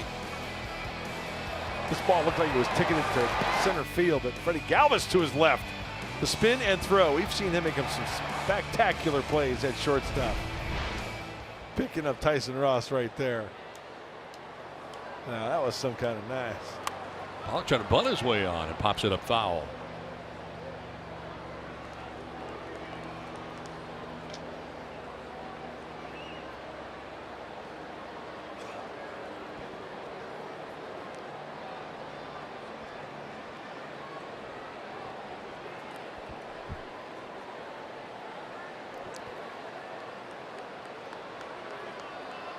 Besides being robbed by Galvis at shortstop, he's also fly to right. So 0 for 2 is Pollock in the game.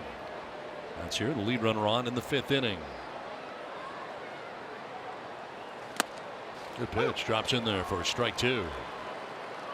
Gotta be careful. That one was elevated a little bit. Yep. Could have done some damage. Kind of a hanger. Yes, it was. But it's good for a strike. You know what they say, when you hangy, they will bangy.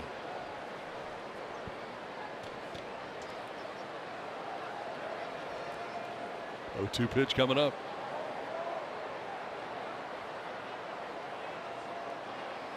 And that's strike 3. Got him looking. That's a legitimate strike. 92 on the inside corner. Perfect.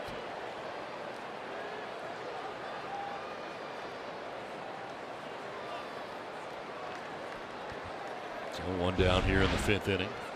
And it brings up Eduardo Escobar, first game in a Diamondbacks uniform, coming over from the Minnesota Twins. Walked and scored in the 2nd, fly out to center in the 3rd. First a check on Peralta, back to the bag at first.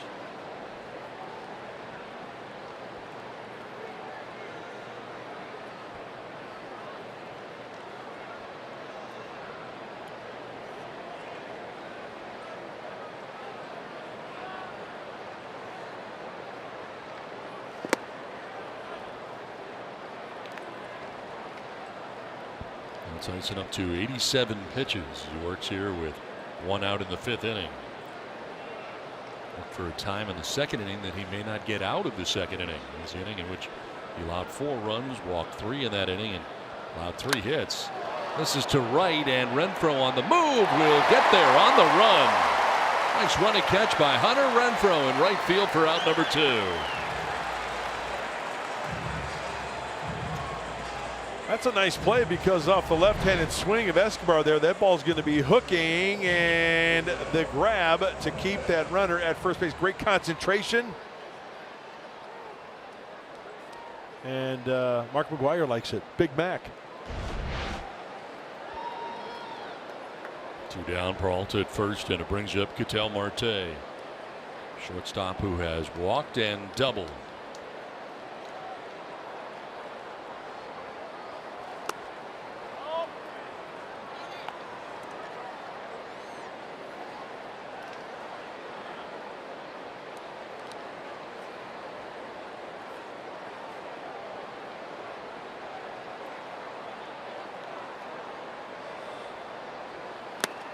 Picks up the outside corner.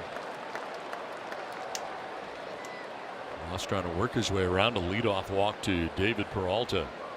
Able to strike out Pollock. Gets Escobar to fly to right. 2 down, no advance so far for Peralta at first base. Held on by Hosmer. And the swing gets away, and a throw over by Ross. And to second goes Peralta, jumping into scoring position.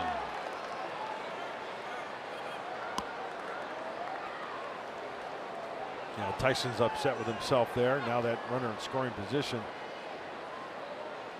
Let's take a look at the throw. Way on the outfield side, off the glove of Hosmer. Yanked it. So the E1 for Tyson Ross here. And a chance for Marte to put the Diamondbacks on top again. That runner in scoring position, and Peralta at second base.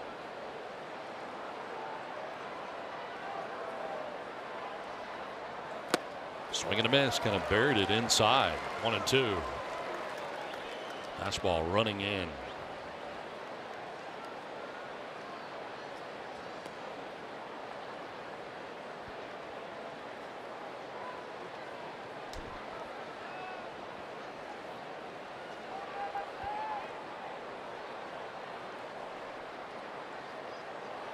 Inside, 2-2.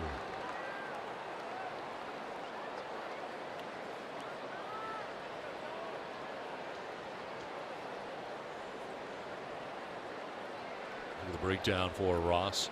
92 pitches deep total. That 2nd inning, the inning he gave up 4 runs, 38 pitches. Heavy workload that inning.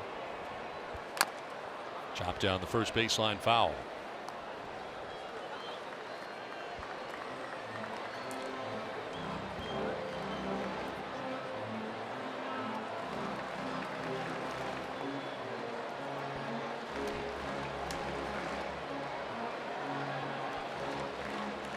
Balls, 2 strikes, 2 down here in the inning. Peralta representing the go-ahead run with his walking lead at second base. 2-2 pitch coming up.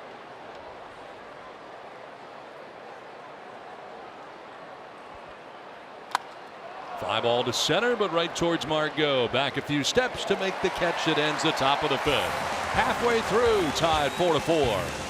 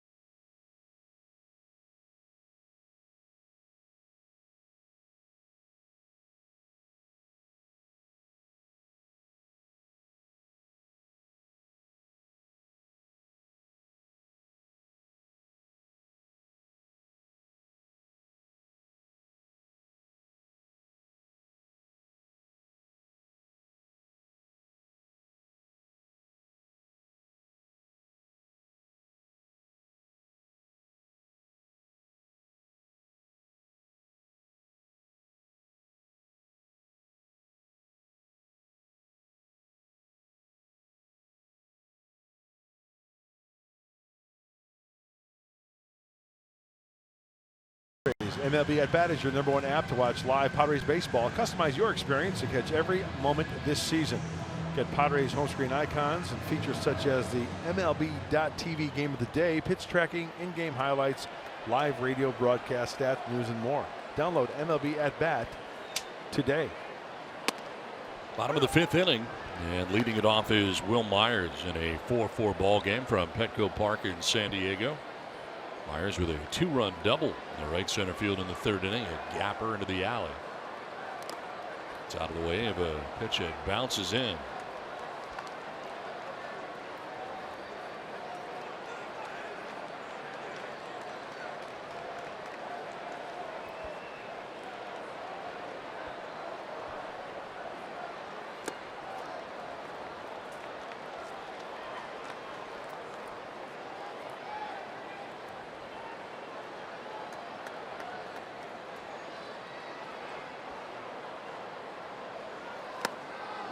In there for strike 2, 2-2. We talk about the slider from Corbin. That's a great pitch. But also, don't underestimate that fastball. He's got that angle from the left side into the righties that he just threw Will Myers. And there's the payoff there. Will Myers strikes out. That's 6 strikeouts for Corbin. And the first out here of the 5th inning. The fastball prior to that pitch, in on the inside corner. Sets it up, out of the hand. Looks like it's going to be a fastball. There's the slider grip. There's the rotation for the swing and miss.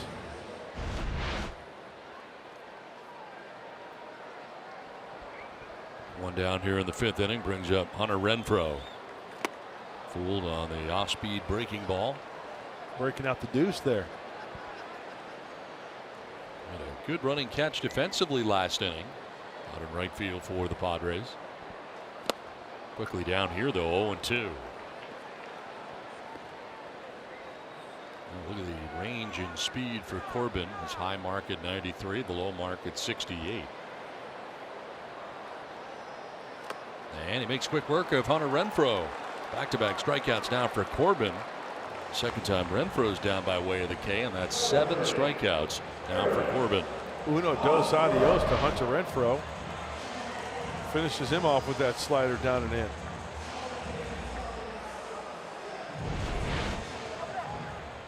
Coming into tonight's action, the most strikeouts on sliders, 123 for Patrick Corbin.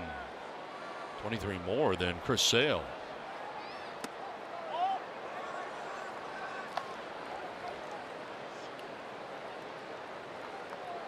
Back-to-back strikeouts here in the 5th inning for him. Eric Hosmer batting for the 3rd time. He struck out in the 2nd, grounded out to first in the 3rd, 0 for 2.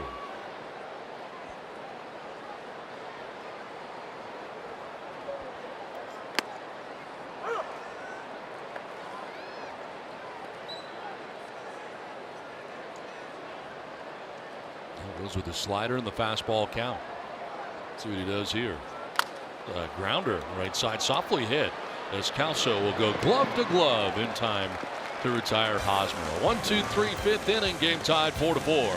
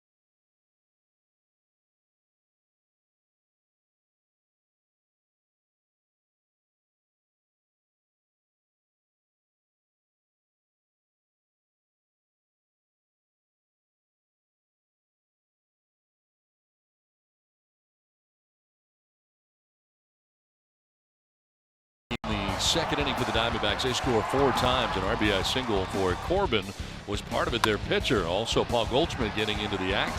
As Goldschmidt with a single to right field, that would score a run as well.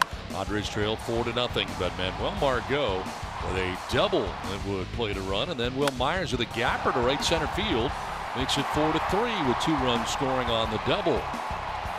And the second hit of the night for Tyson Ross, the Padres pitcher, who ties the game at 4 aside with his 2-out single to center field, scoring Villanueva, and we're tied up 4-4 here as we head into the visiting half of the 6th inning. That is the night for Tyson Ross after 5 innings. You talk about a kid who battled tonight. I mean, he couldn't find home plate. There was a big part of this game where he was really struggling. He turned it around. The offense came around, made it close. He tied it up himself. And that's one heck of a battle for Tyson Ross tonight. Tip of the cap to the right-hander. The pitcher Jose Castillo into the game here, working to Descalso. So the left-hander is back. Reinstated today from the 10-day DL in a right hamstring strain. Very good stuff from the left side.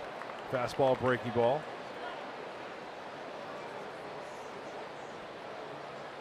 And one of my favorite parts of the year, Don, was this year when he made his major league debut against the Reds and he struck out the side. Line to right center field. That's going to get in for a base hit. Over is Renfroe to cut it off from the air. He fires one to second base and will hold Descalso to a long single. Nice play out there by Renfroe.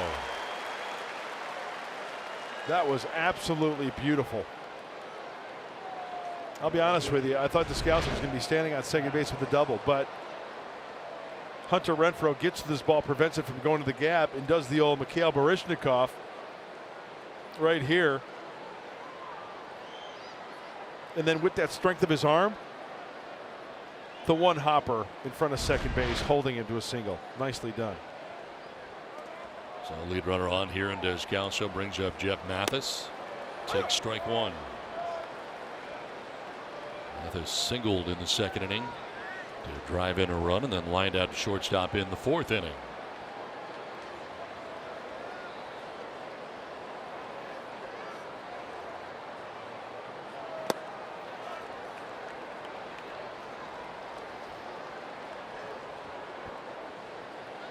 Batters hitting at just 111 with runners on base against Castillo.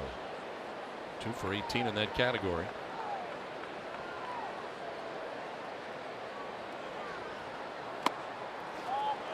We were in the dugout before the game for Andy's presser, and Castillo walked by. He's a big dude. Yeah, he is. I mean, he is a big kid.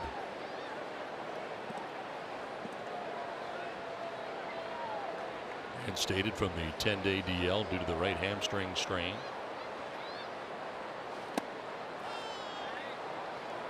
Ball's behind, 3-1.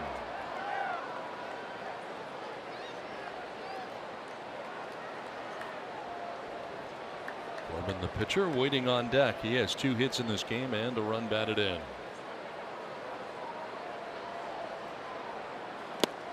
Ball 4, and Castillo walks Mathis. Well, time now for the tools of the trade, brought to you by Ram Trucks. Pitchers who can hit, and why not? They're the best athletes on the field every given night. How about Patrick Corbin? Gets on top of this one enough to send it the opposite way for the base hit, driving in a run. Get some love from Dave McKay, the first base coach, and Tyson Ross says, hey, you know what? I could do the same. With that swing there, Tyson Ross ties it up at 4, scoring Christian Villanueva. A little love from the dugout. You bet. That's where we stand, 4-4. First time this season that 2 pitchers have had 2 hits in the game facing each other. Ross with 2, Corbin with 2.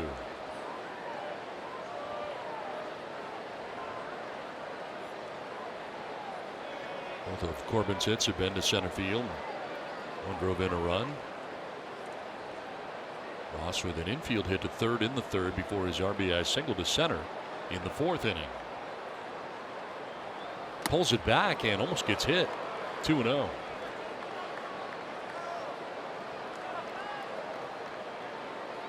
Time called, and they're coming from everywhere here to meet with Castillo.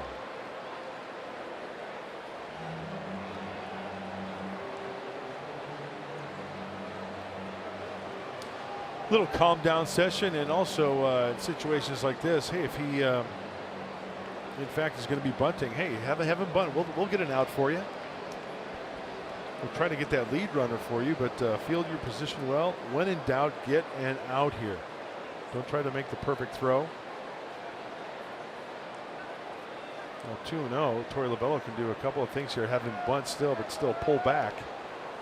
Do the old butcher boy or swing away. Ooh. Strike called, and that did not appear to be a strike. Thank you.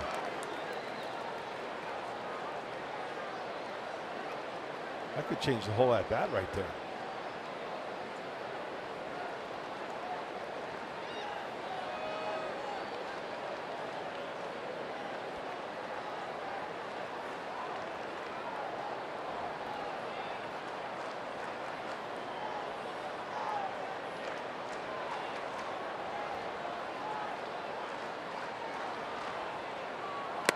Pulls it back and takes another strike. This one appeared to be a strike. 2-2. Padres got the wheel play on. As soon as that Castillo was kicking, Freddie was over here. He was going over there in case this bunt is here, that one of these guys can throw there. Get that lead runner. See, that's where you can use the free hand rather than the straight arrow.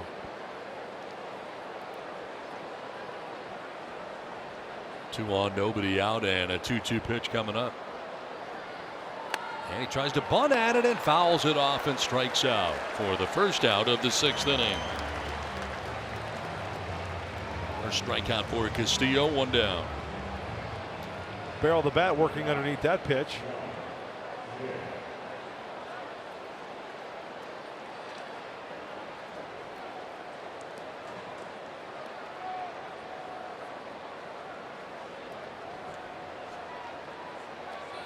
So 2 on, 1 away. Top of the order, John Jay coming up. 4th AB of the game. Single back in the 1st inning. 1-4-3.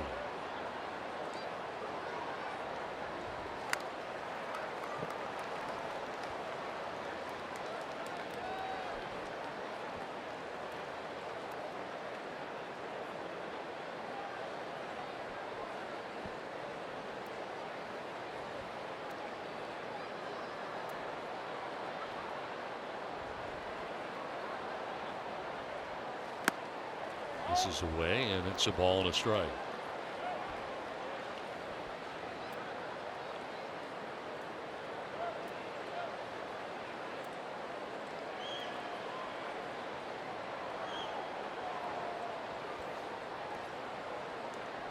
There's Kelso at second, Mathis at first, 1 away. Bunt bid here, and it's a foul ball. Want to make sure, being a waiver. Let's check in with Annie. Yeah, guys, Luis Perdomo, he had that rough start yesterday, allowing 6 runs in that 3rd inning. And after the game, manager Andy Green said that he was experiencing some shoulder soreness. Well, today they put him on the 10-day DL with a shoulder strain. It's something that he's had in his career before, twice before. He's recovered from it quickly, but they want to take their time with it this time, see why it keeps recurring. And that opens up a rotation spot. So Jordan Lyles was expected to make another rehab start. He might not make that now. He might join the rotation earlier than expected, but nothing is set in stone. And of course, the trade deadline might also shake things up. But Mud, for Luis Perdomo, you know, they hope that he would take another step forward in his progress with this opportunity. And it's got to be frustrating as a pitcher to not be able to do that right now. Very frustrating because, quite frankly, Annie, thank you so much for that report. This was a year that a lot of people speculated Luis Perdomo to turn the corner. This kid pitched an A ball. It was a couple years ago. It was Rule 5, right? So then last year, second full year. Now this year would be the year to where pay some dividends. And you have no control over the injuries. No control over that factor. Get healthy and try to turn it around because it's been a frustrating year for the young right-hander. 2 on, 1 away, and a dribbler foul. Now, I'm one of those people that really expected this year to be a big year for Perdomo. Me too. Manuel Margot, Luis Perdomo. Yep.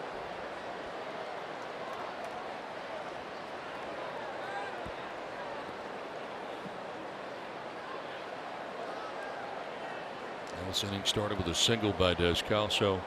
Mathis with a walk.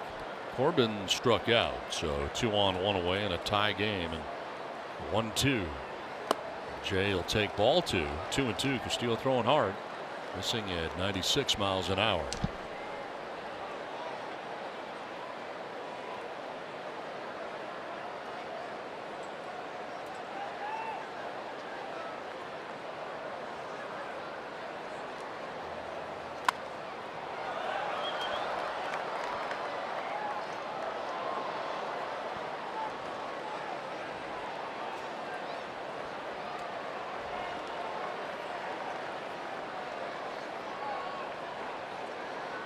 Two and two.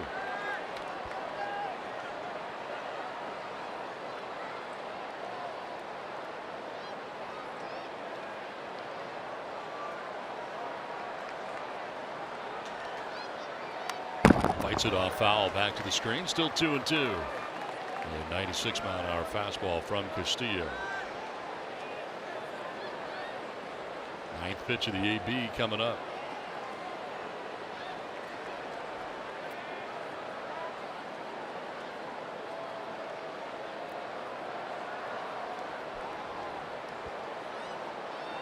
Heading out there again is Austin Hedges. Padres are down to 2 mound visits now. There have been a few from Darren Balzer, the pitching coach, early when Ross was having some trouble, and a few from Hedges and the infield.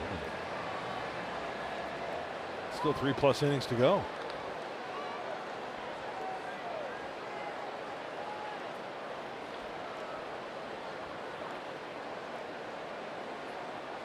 Two pitch coming up to John Jay, putting on a good battle. And he lifts one to right center field. Renfro's over to right center, and he makes the catch. Fires back inward, picked by Galvis. No advance for the base runners. They'll stay right where they're at. Descalso at second, Mathis at first, 2 down.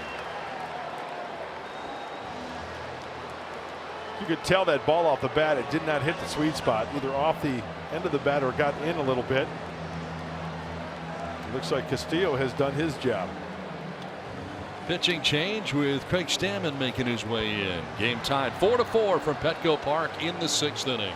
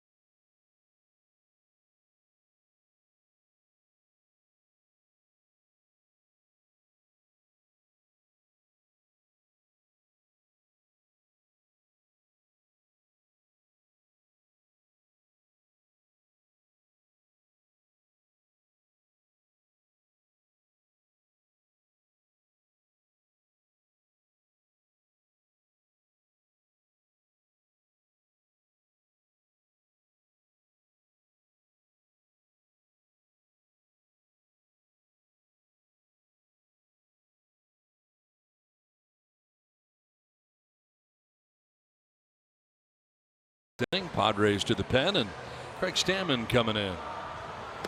Well, this is a very big inning. Even though there are 2 outs here for Craig Stammen, he inherits 2 runners. 46th game for Craig.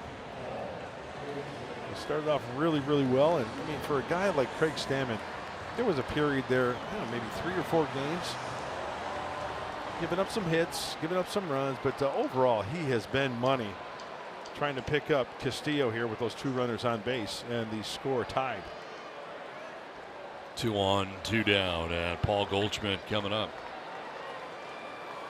2 for 10 in his career with 3 strikeouts against Craig Stammen. And Stammen is a strike thrower, quality strike thrower. 31 games since May 5th, 42 strikeouts against only 8 walks.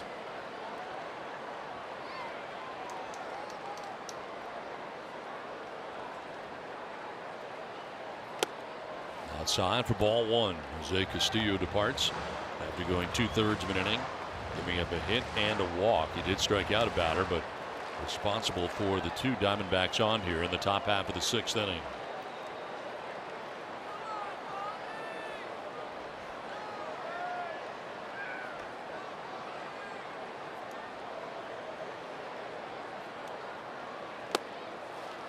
Outside for ball 2, 2-0. That's that 2-seam fastball that Craig starts off the plate, trying to bring it back. Missing with both of those pitches back to back to go 2-0.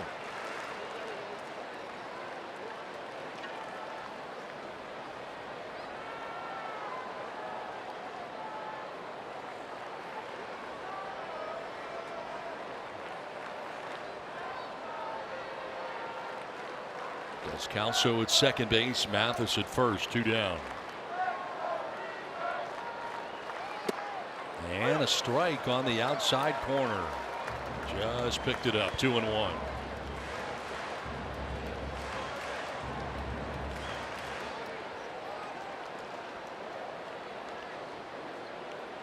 Big spot here for Paul Goldschmidt with 2 down in the 6th inning. Diamondbacks with 2 on and 4-4 game.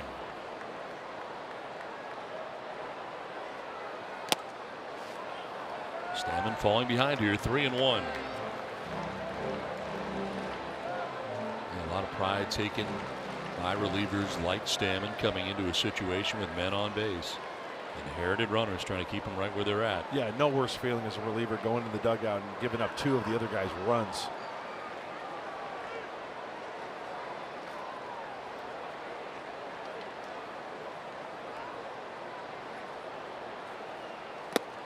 That's a strike, and it's strike 2. Fastball right down the middle.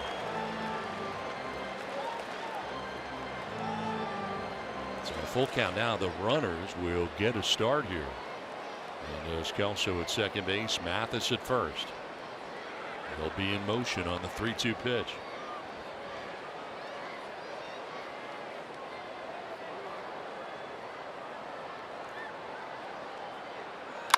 And a ground ball that Galvis will pick, throw off balance to first in time. Nice play by Freddie Galvis. Another nice play. He's made a couple of beauties tonight, and this one showing off the range and getting the throw off balance and in plenty of time. Freddie Galvis, the magician.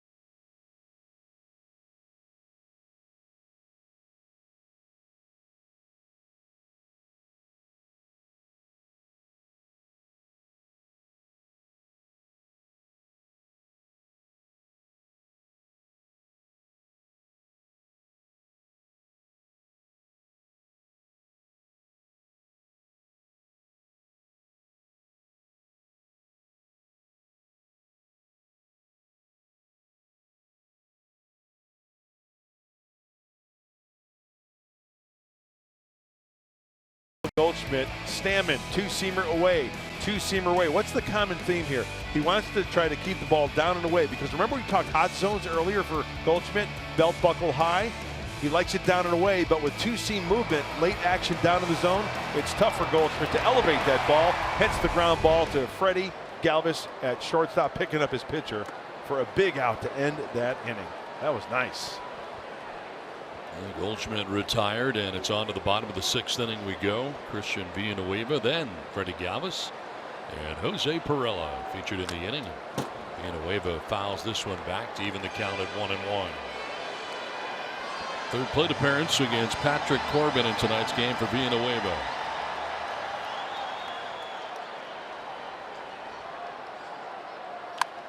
To third, to the backhand goes Escobar. The throw across in plenty of time.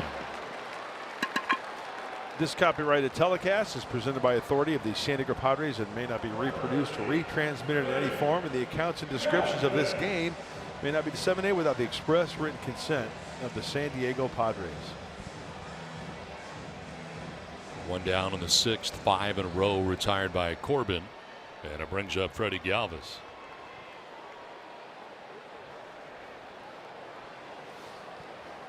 Galvis has grounded out to second and grounded out to first as he takes strike one.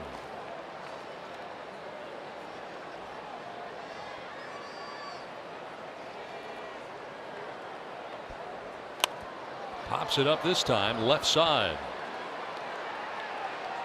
And it's going to fall in shallow center. Twilight here in San Diego, and none of the Diamondbacks saw it. It falls in shallow center, and Galvis has got himself a one-out double. Marte lost it. You see him with his arms up in the air? No idea where it was. Yeah. That's a break. That's a big-time break. As this ball goes out, Marte at short. They're right there. Can't find it. And this is a perfect example to why, as a hitter, especially on a night like tonight, Freddie Galvis, look at him out of the box. He's going. He's going. That's awesome. Into scoring position. Butcher headed out there again to talk to Patrick Corbin with one out, runner at second, and Perella coming up next. Rest of the infield will join the conversation.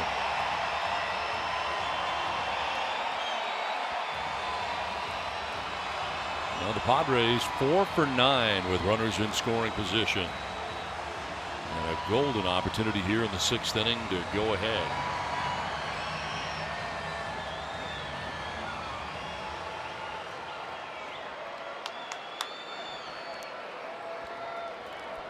Perella doubled in the 3rd, grounded back to the mound in the 4th inning, 1 for 2.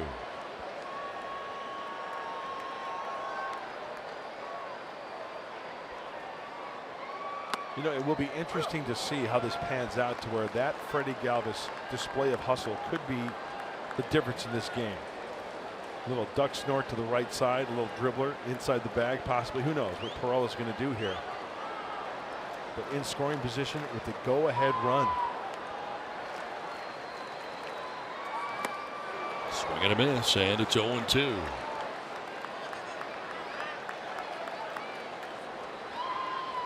Corbin with 7 strikeouts in his outing through 5 1/3 innings. Jose needs to cut down on that swing a little bit and just try to, I mean, he's so strong, he can cut down 20% and still do some damage.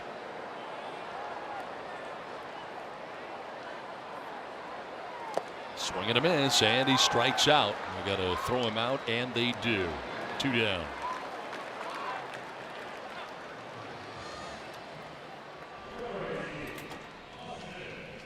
Arco, quality top-tier gas for less. Now 2 down, runner at second base, and the catcher went out. Jeff Mathis to talk to Corbin, another charged visit to the mound. So they're down to 3 mound visits? Seems like more. It should be down to 2, right? They haven't changed it on the board yet.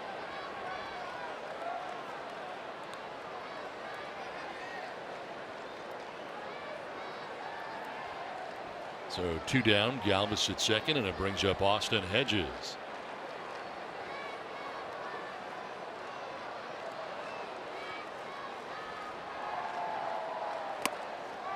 inside for ball one. Franmil Reyes has come out on deck. He would bat in the pitcher's spot for Craig Stammen. If we get that far, there are 2 outs here in the 6th inning.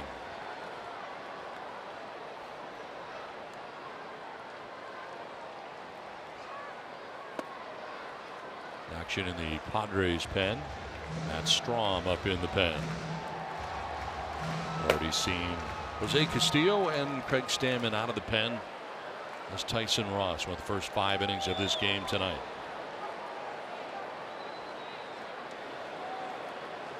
Runner at second in a tie game with 2 down.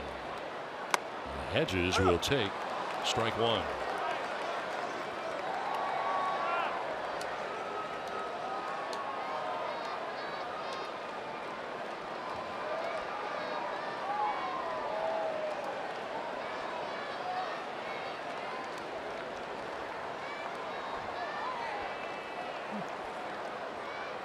Hedges down the line and left out ahead, fouls it off.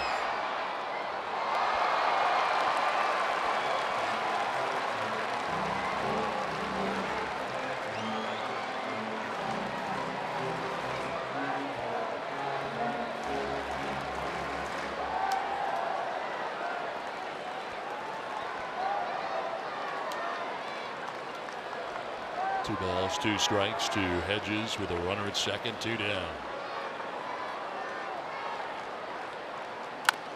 Rounds it left side. Escobar cuts it off, spins and throws in time to get Hedges and end the inning. That'll send us to the 7th, tied at 4.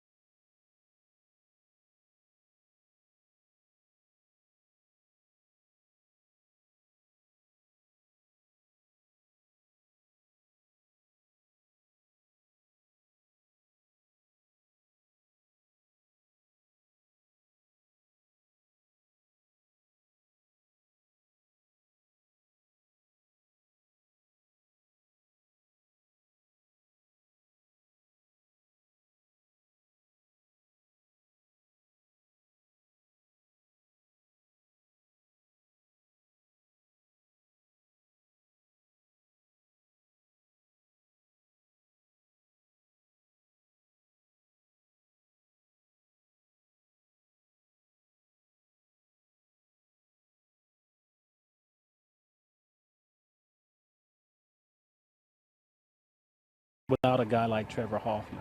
And you need somebody who's very dependable, somebody who, when you give him the ball, it gives his club confidence that, hey, we got this in hand. He was certainly one of those guys that you put the ball in his hand and you felt safe. I can't remember any time that he came into a ball game where he didn't finish it. And that was Hall of Famer Ozzie Smith, who started his career here in San Diego, talking to Mark Sweeney out in Cooperstown. And you're hearing all these reports about Trevor Hoffman, and of course what he's done on the field is tremendous, and that's why he's going into the Hall of Fame. But enough can't be said about the guy that he is off the field. Don Mudd, I know you guys know this from being around him, but he's just so friendly and approachable, and you can tell by all these reports about him that people just genuinely like him. And of course it doesn't hurt to see a guy like that have some success. No, you really feel good for him. I know that, and we're very happy for him, and can't wait for tomorrow. It's very refreshing to have a guy like Trevor Hoffman in our community, and he's dug in deep. That's evident. And he and his wife Tracy and the boys, they share a lot of their success in our community. I have to say, nobody welcomed me more than Trevor Hoffman when I first got here, my first season. Yep. Incredibly welcoming to this organization, and I thank him so much for that. 1-1 pitch is sharply hit to his left. Goes Perella from the outfield grass. He will throw out Peralta. 1 down. A parade of legends today in Cooperstown as part of the festivities, and Trevor Hoffman making his way through the parade route. Understand it was an outstanding gathering there today. One of the biggest crowds they've had ever. Gosh, what a neat little town, huh? No, it's awesome. What a great experience that has to be. Man. 1 down for A.J. Pollock, 0 for 3. Pollock has fly to right, grounded to short, and struck out looking.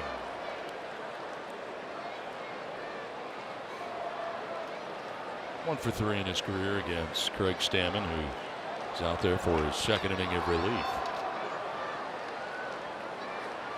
The spot in the order did not come up, so Stammen stays in the game on the hill.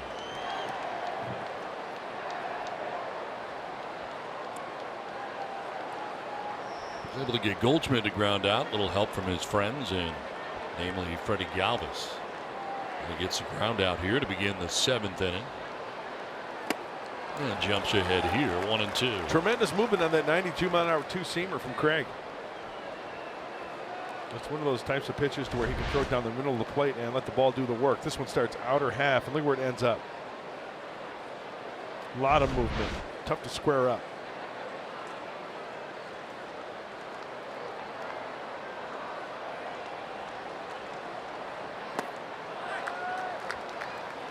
Pollock now, Escobar next. Diamondbacks batting here in the visiting half of the 7th inning in the midst of a 4-4 game. Escobar in his first game as a member of the Diamondbacks.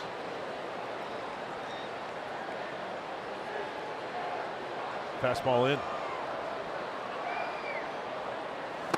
And a swing and a miss. Stammen able to strike out Pollock. 2 down.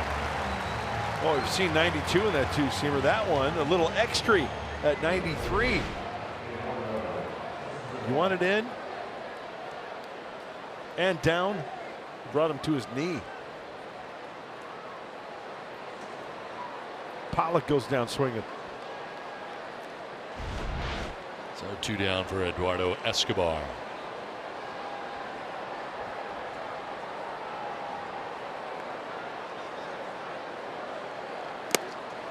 Strike 1. Escobar walked and scored in the 2nd. Flied out to center in the 3rd. Flied out to right in the 5th.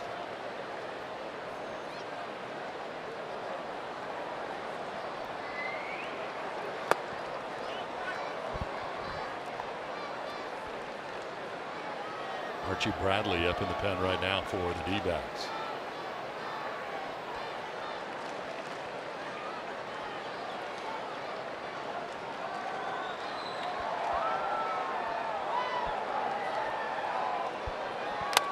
Sharply hit and through into right field. 2-out single for Escobar. Sharply hit ball has him aboard.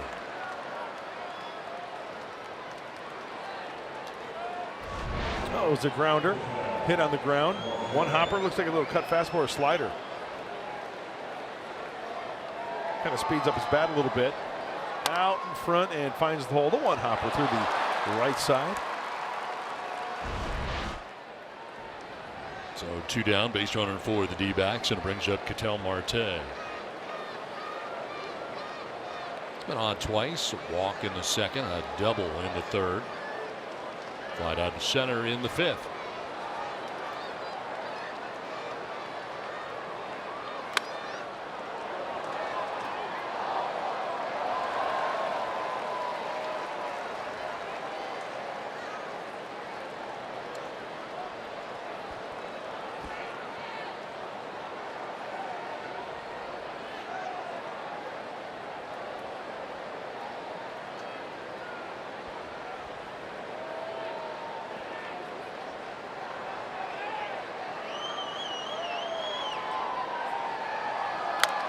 Back to Stammen, able to pick it and throws to first in time. Marte retired, so the Diamondbacks. 7th inning stretch tied at 4.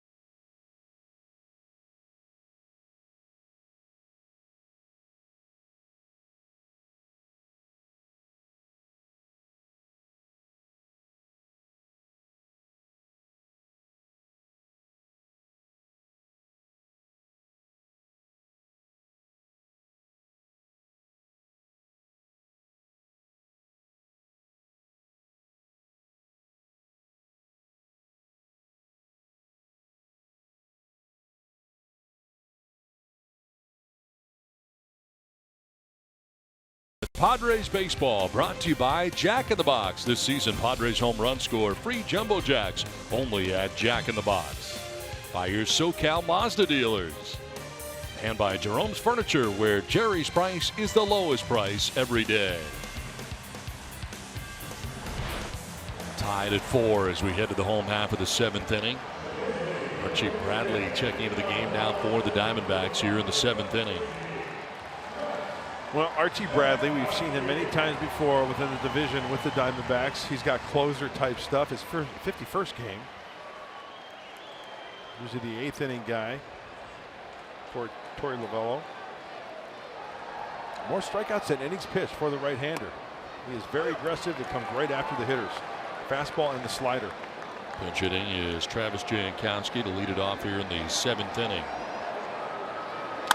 This one right back at Bradley, knocks it down, stays with it, and throws out Jankowski. Says he's all right, pointing into the dugout as Lovello pops out along with the trainer, but they're going to stay there as Bradley says he's all right. Oh, knocked that down. Would it get his pitching hand or maybe the heel of his glove? I think I just saw him indicate that it hit the heel of his glove. And quick reaction.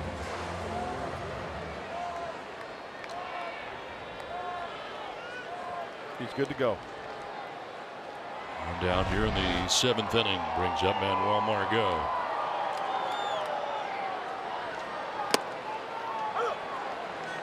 A double in the 3rd, drive in a run. 1 for 3 night for the Padres center fielder.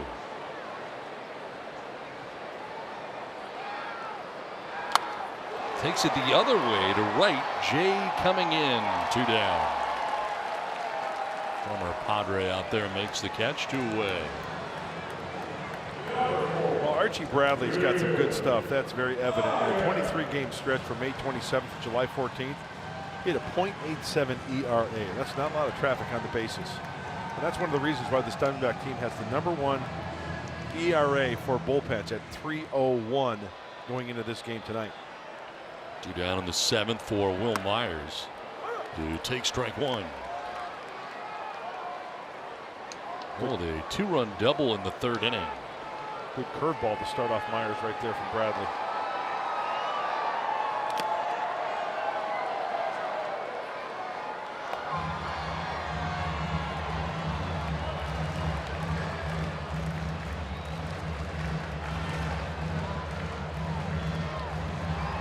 Takes over for Patrick Corbin. With 6 innings, giving up 4 runs, will not be part of the decision. Had a 4-run lead. Corbin ended up striking out 8 in his 6 innings, walked 2, 1 intentionally.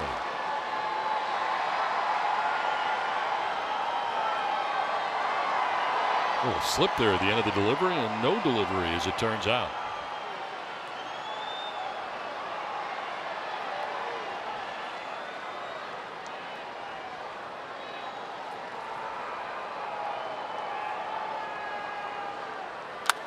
On the ground to short, picked by Marte nicely, and he throws out Myers. A quick and easy inning for Archie Bradley. To the 8th we go, tied at 4.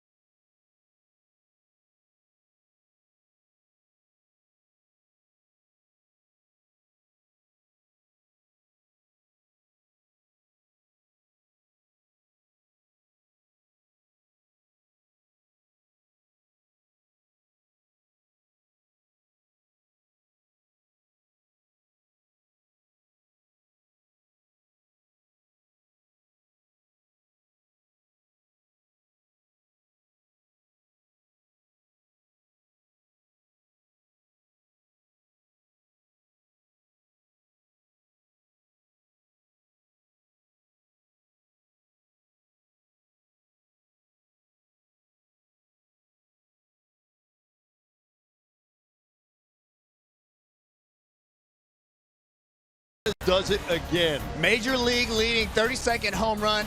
He is absolutely raking this year. Batting to a .322 clip. I mean, he's got an on-base percentage over 1,000 right now. Yeah, he leads the major leagues in RBIs as well. He's now over 85, so they beat the Twins today 10-4. Is the final. Clay and I are working on Padres Live, the post-game show, which will be brought to you by Cox Communications. We'll get you all around baseball, caught up on everything that happens, but more importantly, you're going to hear from Trevor Hoffman on the eve of his Hall of Fame induction. Everybody's been waiting so long for it. Well, tomorrow is the day, so you're going to hear from him, or Mark Sweeney is in Cooperstown. We've got all that for you and a whole lot more after the final out as we check out Phil Maton, gents. All right, thanks very much, Mike and Clay. It's on to the 8th, and indeed, Phil Maton into the game. Got to follow suit what Craig Stammen and Castillo did. His 25th game for the right-hander. Last time out was in New York against the Mets. He threw an inning, struck out one Met. In fact, had a good road trip in Philadelphia. Retired 6 batters that he faced in 2 innings. Good chance for the right-hander to get a win. Hold him here. Hopefully the Padres score next half. Grounder up the middle into center field, and a base hit for Descalso starts the top of the 8th inning. Second hit for Descalso on the night, 3rd time he's been aboard.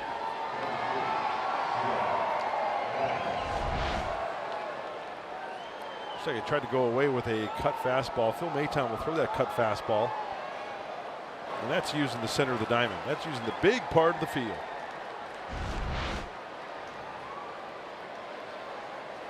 Here's Jeff Mathis with a runner at first base. 8th hitter in the Diamondbacks order. And an RBI single in the 2nd inning. Walked his last time up.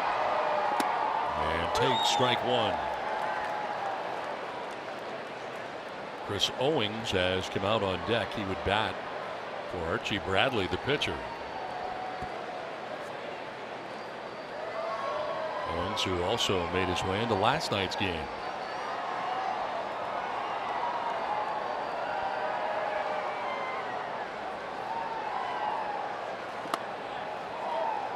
Maton taking over for Craig Stammen, who went an inning and a 3rd. No hits, no runs, didn't walk anybody, struck out a batter. Bullpen has not allowed a run. And Stammen also left a couple of inherited runners on base.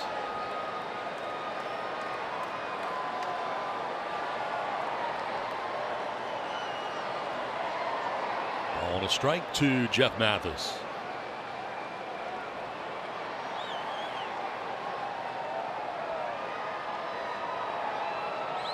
Bunts at it and grounds one down the first base line. It'll be tagged out. Sacrifice is complete. Hosmer applies the tag, but into scoring position goes Descalso.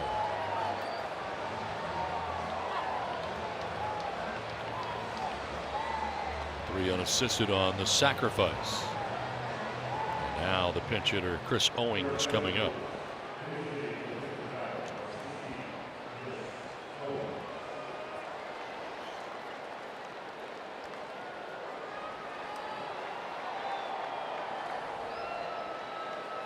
.198 average on the year, 3 homers, 19 runs batted in.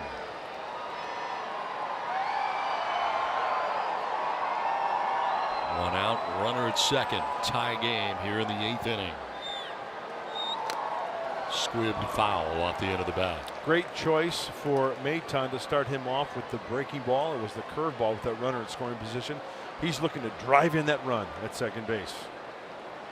And Owings finds himself in the hole 0-1.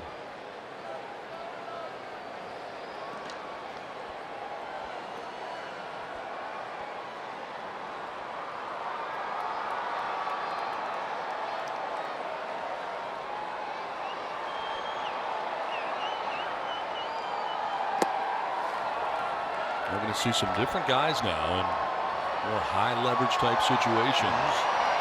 Simber and Han now no longer part of the team, both going to the Cleveland Indians. Yeah, everybody moves up the chain, right? Something that happened last year with Mauer and Buchter leaving. And quite frankly, I like it. I mean, this is the big leagues. You're going to have to pitch in high leverage situations. See what you got. See what you can do.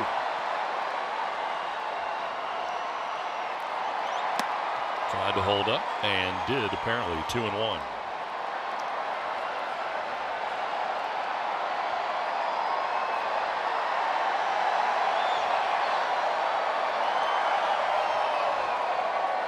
Kirby Yates getting ready in the pen.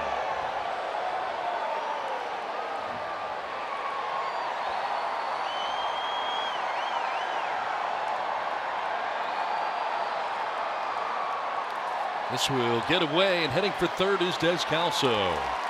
So in the dirt, glances off of Hedges up the first base line.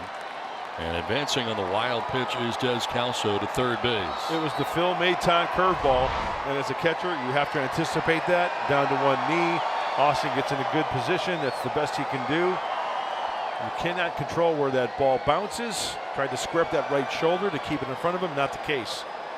Now the infield will be brought in.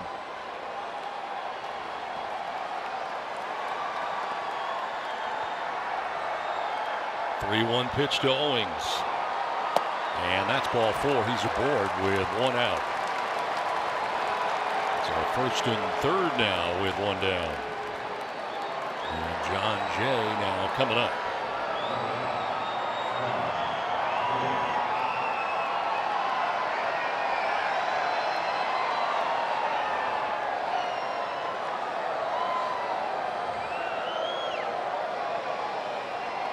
Owings has 9 stolen bases on the year. Let's see if Torey Lovullo puts something on. Now the top of the order, they're going to have a meeting. And I think with this meeting down, they'll be down to one mound visit. The Padres will, right? Correct. Now here comes Andy Green.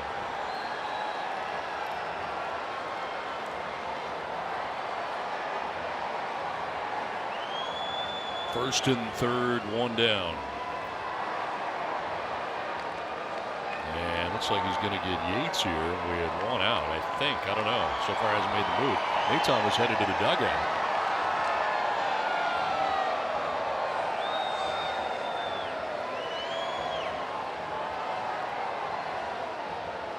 Now he's going to make the change. So with one out in the 8th inning, game tied 4-4. Kirby Yates will be on his way in.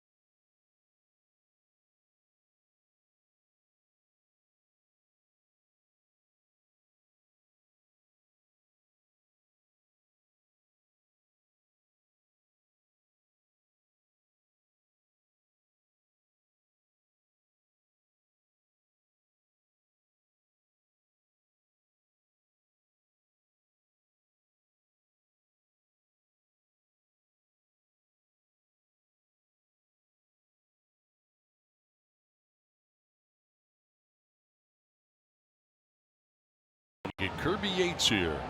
Well, he's the closer for the Padres now since Brad Hand has moved on. Tie score, not a safe situation. He just needs to save this situation and stop it right here for the San Diego Padres as the Diamondbacks are threatening here with runners at the corners. And Andy has done this before where crunch time situations to bring in Brad Hand. Now it's time to bring in Kirby Yates. A chance for Kirby Yates now to get a victory. Hold him here, and then the Padres score their half and hold them. And John Jay on his way up here. Maton went a third of an inning. Responsible for the 2 men on. Descalso at third, Owings at first. Walk one, did not strike anybody out, and now Kirby Yates will go to work as John Jay bats with runners at the corners in a tie game. 1-for-1 in his career against Kirby Yates.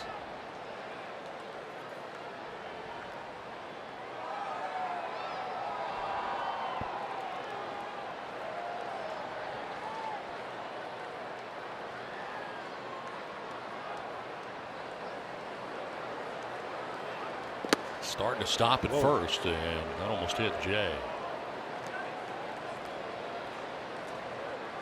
This ball was very, very close to hitting John Jay.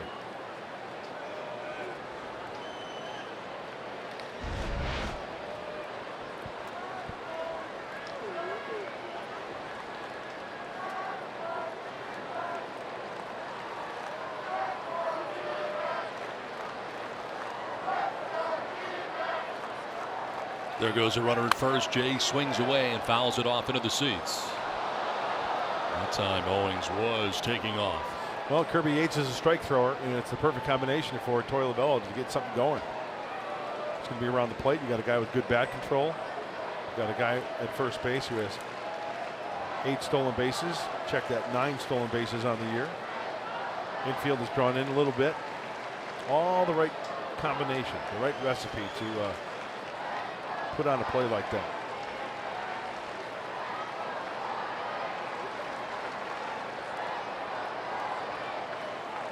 Swing and a miss, and it's 1-2 on the fastball, up and away.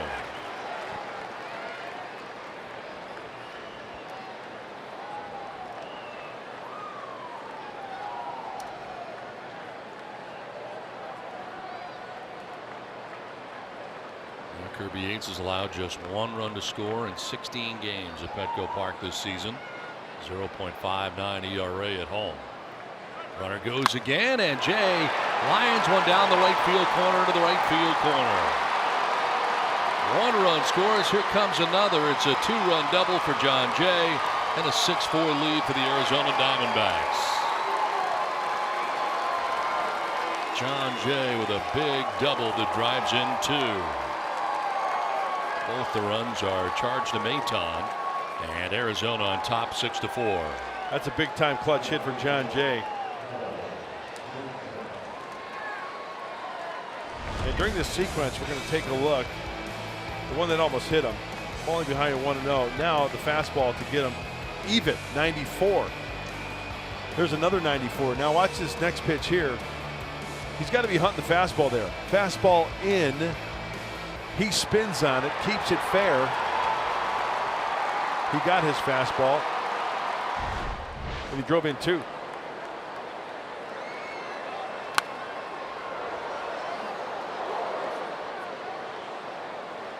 know, hitters are taught, right? Look for the fastball, adjust accordingly. Well, after seeing a few heaters, middle in, he got it and turned on it.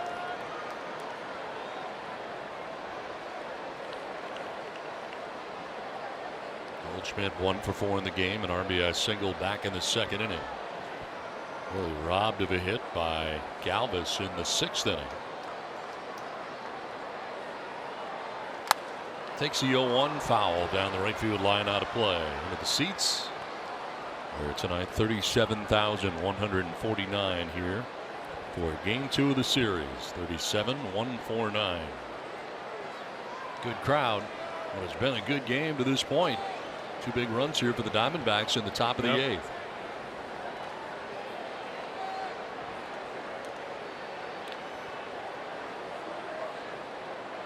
Now Goldschmidt trying to add on for the D-backs. One of this large crowd at Petco Park. That's in tight, 1-2.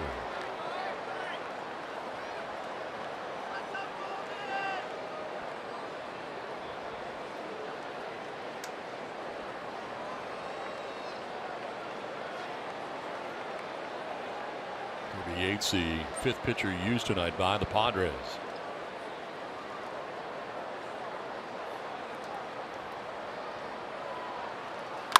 Lined into right center field for Goldschmidt.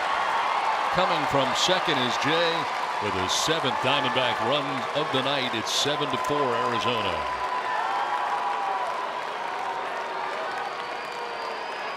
Second hit of the night for Goldschmidt. Second run driven in. 7-4 Diamondbacks. This is what Paul Goldschmidt does so well. Second hit of the night, and what do you know? It's going the other way. That's a split finger that he stays on. That's middle in, and the big first baseman fights it off and takes it to the opposite field to drive in John Jay. Sure, there's a couple punches in that line tonight for Paul Goldschmidt, but 2 important knocks, driving in 2 important runs. So 7-4 Diamondbacks. Runner at first. A 3-run top of the 8th at this point, and here's David Peralta. Here's the first run that has been charged to Kirby Yates since coming in. It allowed 2 inherited runners to score. Runs charged to Maton that has Maton now on the hook in this game.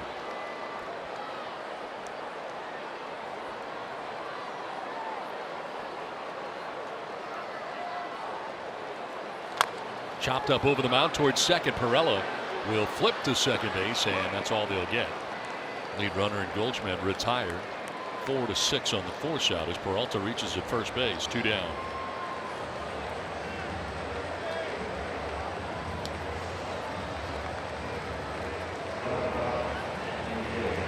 Brings up A.J. Pollock.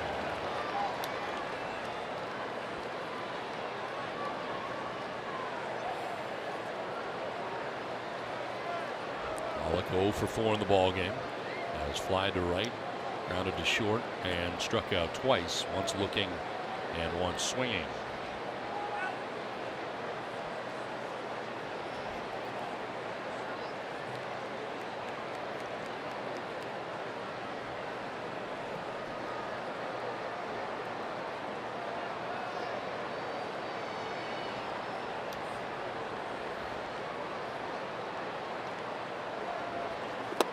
Fooled on that pitch for strike 1. Tyson Ross started this game 5 innings 4 runs. Maton just went the 3rd of an inning, giving up 2 runs as it turns out. A big hit, the double by John Jay that drove in Descalso and Owings.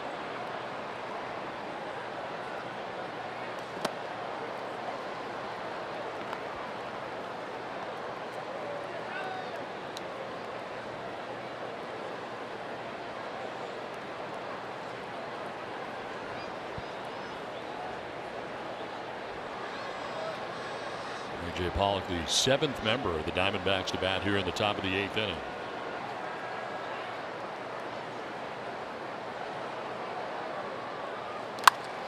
Fly ball, skied to right center.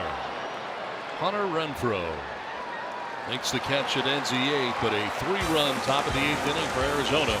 Now on top 7-4.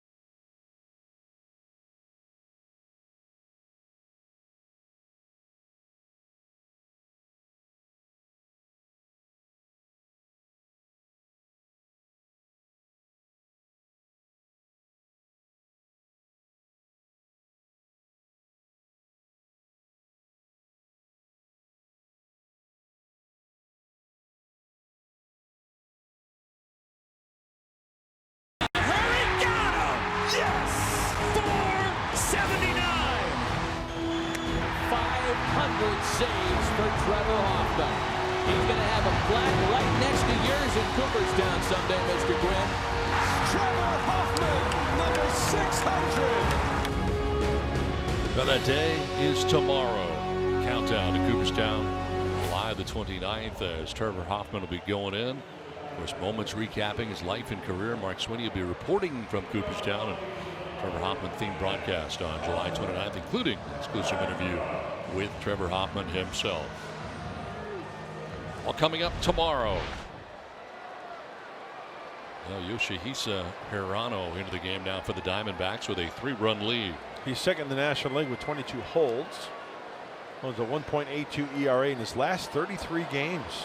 This being his 49th. Always working from the stretch. And that signature off-speed pitch, and we just saw the split-fingered fastball in their first strike. Renfroe leading it off here in the home half of the 8th inning. Padres now dealing with a 3-run deficit. Hirano really pitching well on the road, Donnie. He's scoreless in 22 of his 24 road games, an ERA of under 2. He's got 3 runs to work with here.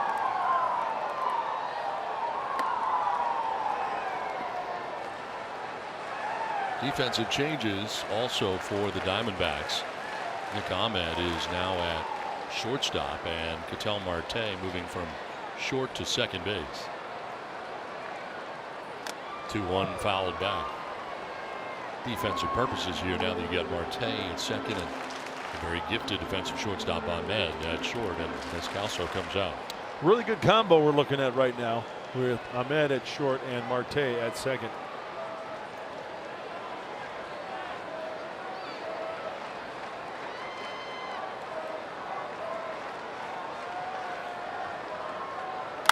Renfroe hits one high and deep to left field. Peralta going back onto the dirt of the track. He'll make the catch. Just under it was Renfroe for out number 1 of the 8th inning.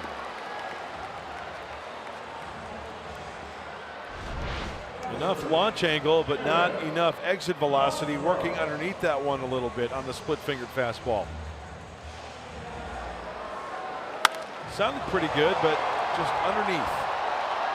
Too high.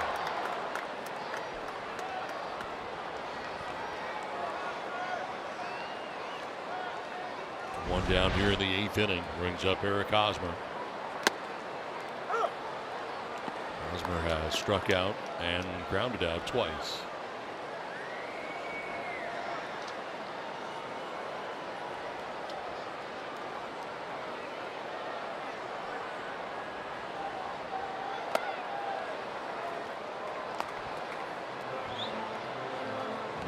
Six in a row retired now by Diamondbacks pitching.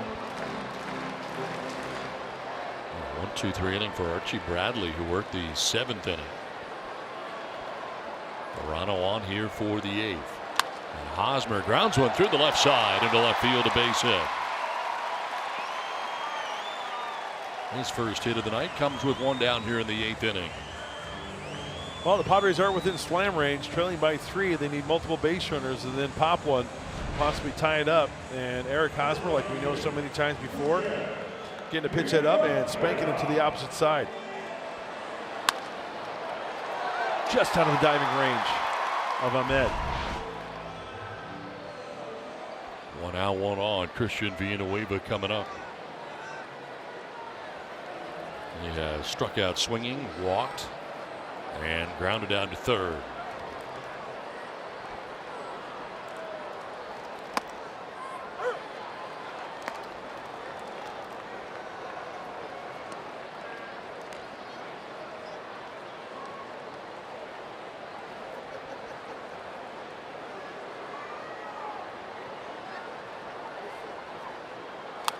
Fouls it back, 0-2. Richard Corbin started the game for the Diamondbacks tonight. 6 innings, giving up the 4 runs, not part of the decision. Archie Bradley, the pitcher of record right now, with the Diamondbacks scoring 3 times in the top half of this, the 8th inning. Freddie Galvis waiting on deck with 1 down here in the bottom of the 8th. Bounces in and blocked by Jeff Mathis.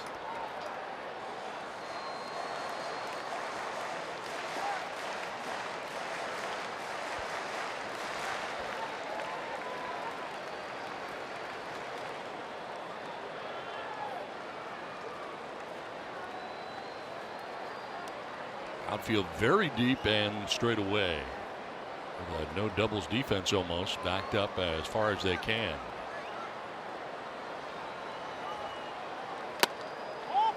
Just away, 2-2.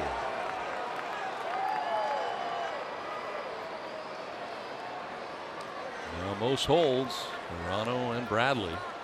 Top two, Bradley we just saw work the 7th, and now you got Morano in here for the 8th, doing what they do. That's why they've got the best bullpen in the National League. Fly ball other way, struck pretty well. John Jay going back onto the track to make the catch. Right in front of the wall out there in deep right field. Second ball to go to the warning track, but the second ball to be caught on the warning track in this inning. Looked like John Jay was a little tentative going back there, kind of stutter stepping a little bit as he approached the warning track, but Villanueva's got the right idea, trying to go the other way, and the two-handed cradle to secure it for the out. 2 down, runner at first, and Freddie Galvis the batter.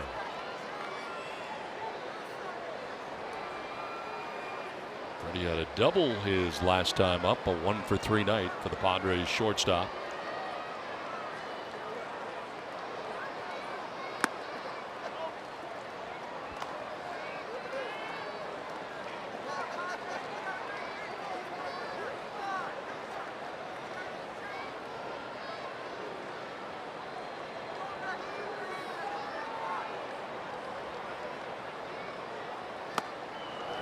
One and one, big cut from Galvis on the high fastball.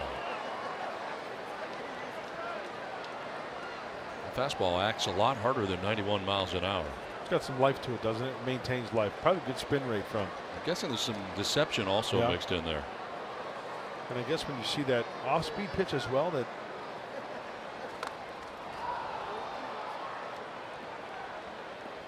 time now for the Bill Howe plays of the game, and Freddie Galvis defensively tremendous in this game. Picking up the pitching staff, and when the pitchers look over their right shoulder, it's really nice to see number 13 out there going to his left, helping out Tyson Ross, Craig Stammen. I've seen that play many times. And he gets a standing ovation from not only the crowd, but his teammates as well.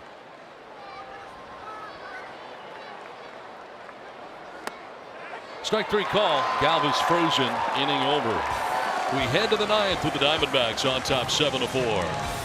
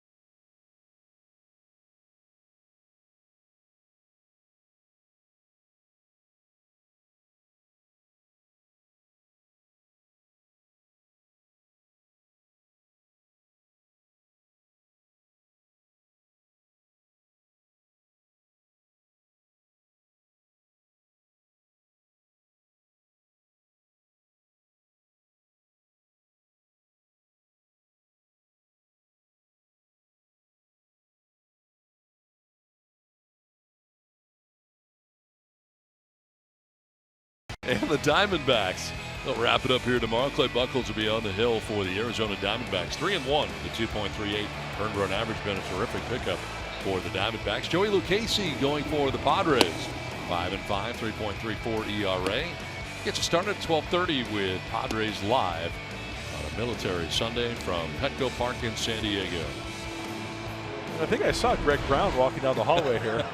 The Pirates are not here. No. Well, I know who is here. Phil Hughes into the game. Well, we've seen Phil Hughes come late into the game and just plain and simple trying to throw up a 0 to have the Padres get a chance. They trail by 3 here in the top of the 9th.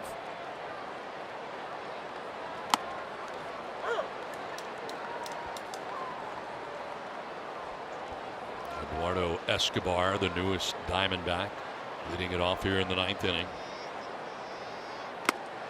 These two are teammates earlier in the year. And the last couple of seasons in Minnesota. Boy, that is really a what's the word I'm looking for? I could use weird, but this one is ripped to right. That's going to get down to the track of the wall. Renfroe playing it is Escobar to second base with a leadoff double against his former teammate to begin things in the 9th inning. Talking about the Twins teammates, how the Minnesota Twins in second place, 8 games out, below 500. Cleveland at 56 and 46. So it's really an unusual type division.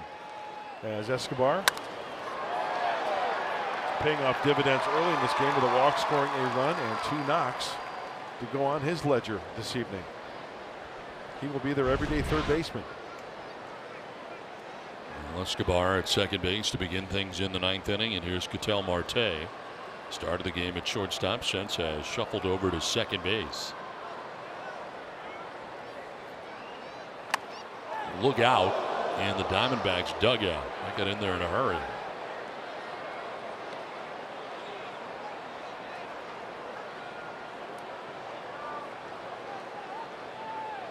It's like they're all right over there, but they were scattering. Yeah.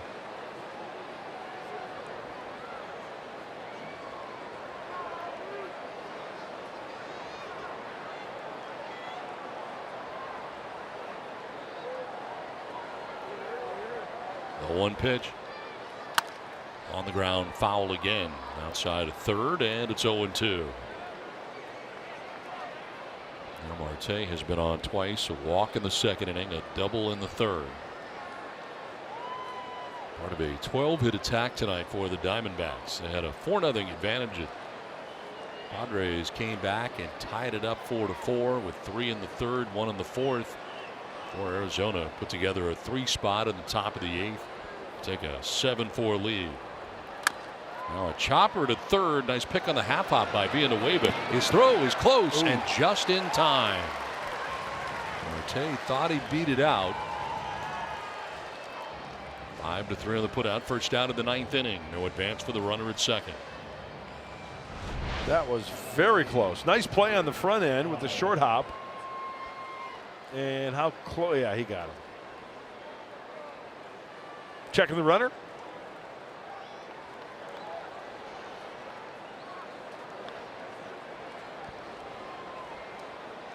Love the slow-mo. 1 down. Escobar at second. Nick Ahmed, his first plate appearance after the double switch an inning ago.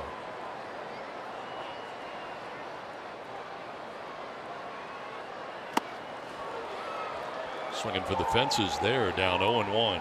You like the super slow-mo? I love the super slow-mo. Especially when somebody gets hit, maybe like in a boxing match, you can see how they're like face reacts. You know what? I'm going to tell people. I got punched. What inning was it? Like the 6th inning in the arm, and there is some question as to whether or not my left arm is broken. The 0-1 pitch is in there for a strike. That's 0-2. Well, you want to talk about what happened before that? No. I just want to talk about that. Because I've been trying to get, there's no range of motion from this left arm. There's a bunch of swelling that is going on, and I think there's a lot of internal bleeding also. I don't know if they can show it, but I mean, I was not even paying attention, and I was struck in the arm, hit, punched. Swing and a miss, and that is out number 2 for Phil Hughes. Riding fastball in. Nice pitch by Phil Hughes. Ever so important to leave that runner out there at second base. Trailing by 3. Why would you punch somebody for no reason? Retaliation. 2 down here in the ninth with Escobar at second base. He got me pretty good tonight, too. No, I don't remember that.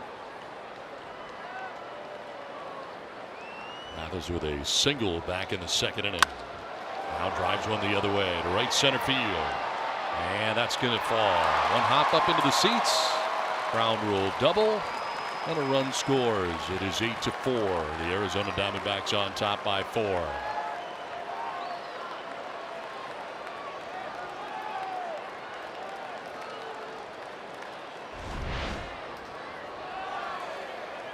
This is a fastball right down the middle. And the Diamondbacks adding on, now putting a snowman up there in the R column, 8-4. Doubling up on the Friars here in the ninth. Alex Avila is going to pinch hit here for the Diamondbacks. With 2 down in the ninth. And now a 4-run lead for Arizona.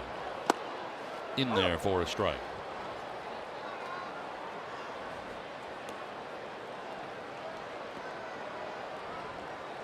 52 average, 5 homers, 13 runs batted in.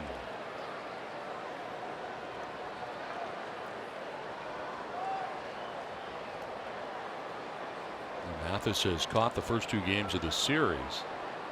John Ryan Murphy and also Avila.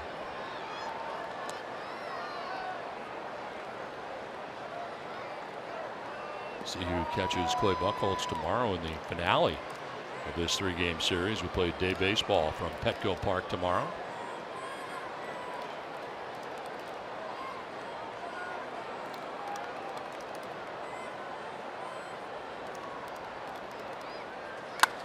In the air to right field. Struck pretty well. Back goes Renfroe at the wall. It's off the wall. Scoring from second base is Mathis. And Avila into second base with an RBI double. Pinch hit at that, and it's now 9-4 Arizona.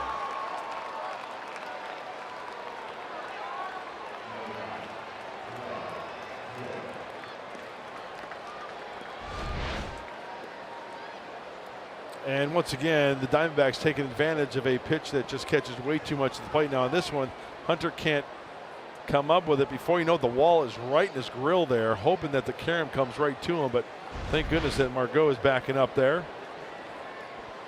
And the wheel's coming off.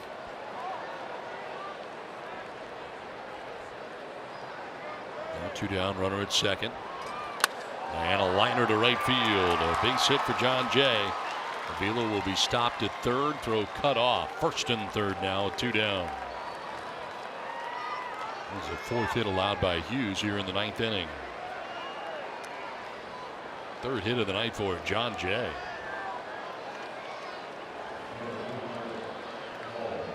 Gives Paul Goldschmidt a chance.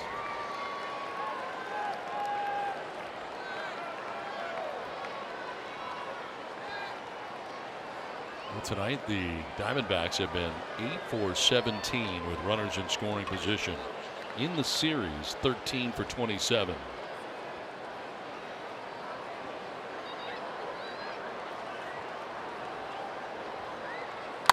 Fly ball to right field. Hunter Renfroe moves over and under and makes the catch. It ends the inning. 2 more runs for the Diamondbacks, taking 9-4 lead to the bottom of the ninth.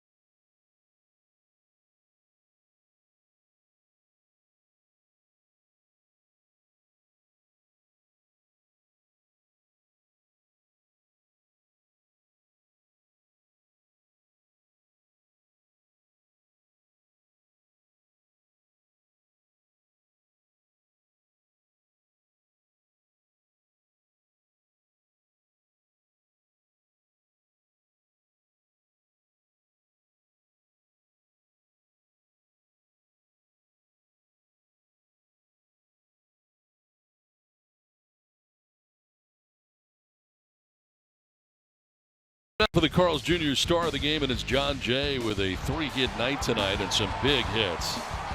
Part of the 3-run 8th inning, driving in a pair on a double. John Jay, the former Padre, coming up with a big night tonight for the Diamondbacks. They now lead it in the game, 9-4.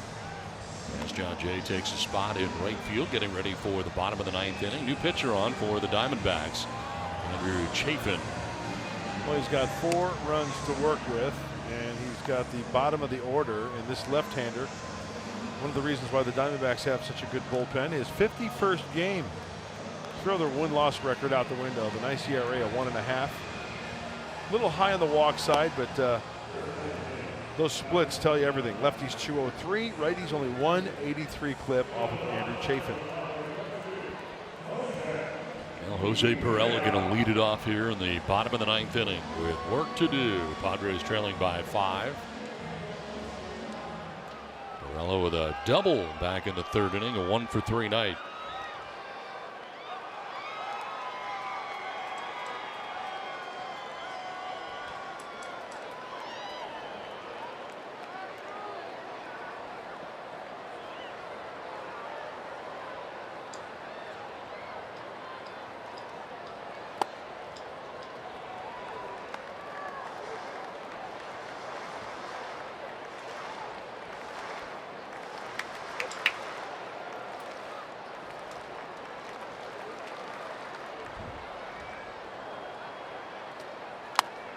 Fouled off to the right, out of play.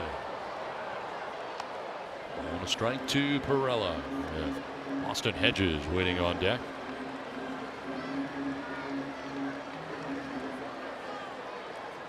Padres batting in their half of the 9th inning, trailing by 5. Chafin taking over for Hirano. Win an inning, giving up a hit, no runs, didn't walk anybody, and struck out a batter.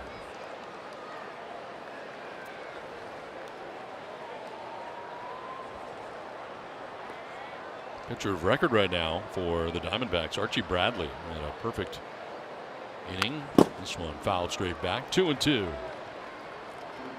And Bradley worked the 7th in a 1-2-3 inning, and his team collected 3 runs in the 8th, get 2 more in the 9th, and a 9-4 Diamondbacks lead.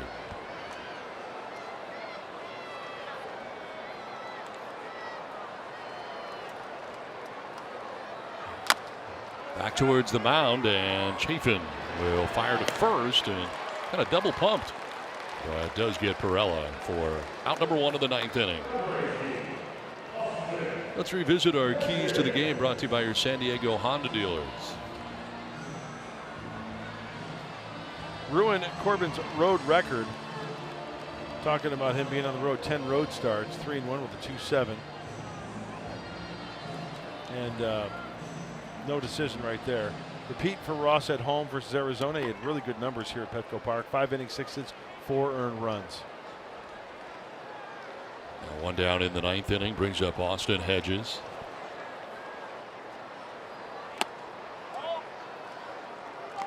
Struck out in the 3rd, walked intentionally in the 4th inning, and grounded out to 3rd base in the 6th inning.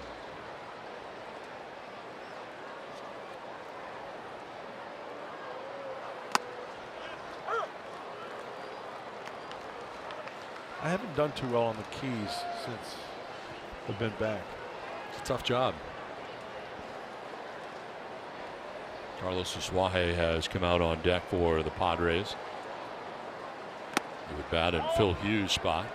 Went for a long walk today, even for an hour, just kind of grinding. Say, what are my keys going to be tonight? And that's what I kind of came up with. What are you going to do?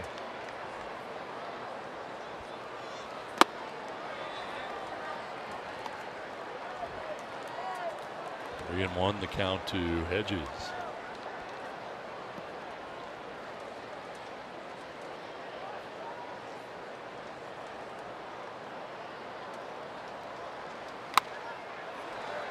Full count now. You need an x-ray? I don't know what I'm going to do. At what point do you think you decided today that you're going to come to work and punch me? After you punch me. I mean, it is blowing up. It's like a balloon. This whole area in here. Yeah. Well, Hedges aboard. Padres need base runners. They get one with one down.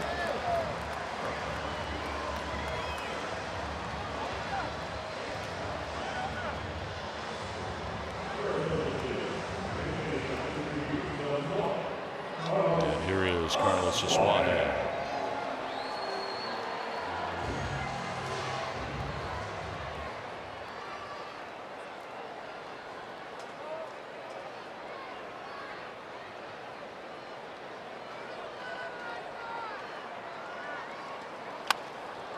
Jumping on that first pitch, fouling it off down the left field line.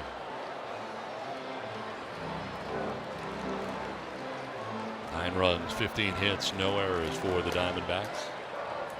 4 runs, 7 hits, an error for the Padres. One out in the ninth.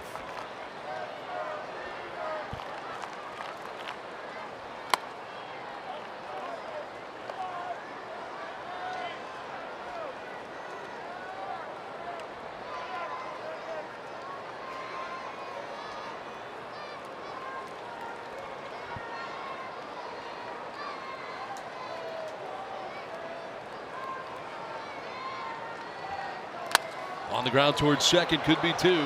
The second for 1, on to first, it is 2. The double play wraps up tonight's game as the Arizona Diamondbacks have taken the first 2 of this 3-game series. Tonight's final, Arizona 9, San Diego 4. It's time for Padres Live. Mike Pomerantz, what's in store? Well, guys, fear not. We're talking about Trevor Hoffman's Hall of Fame induction. That's coming up. It's tomorrow, but we've got the sound from Trevor and his buddies right now from Cooperstown. Padres Live is next.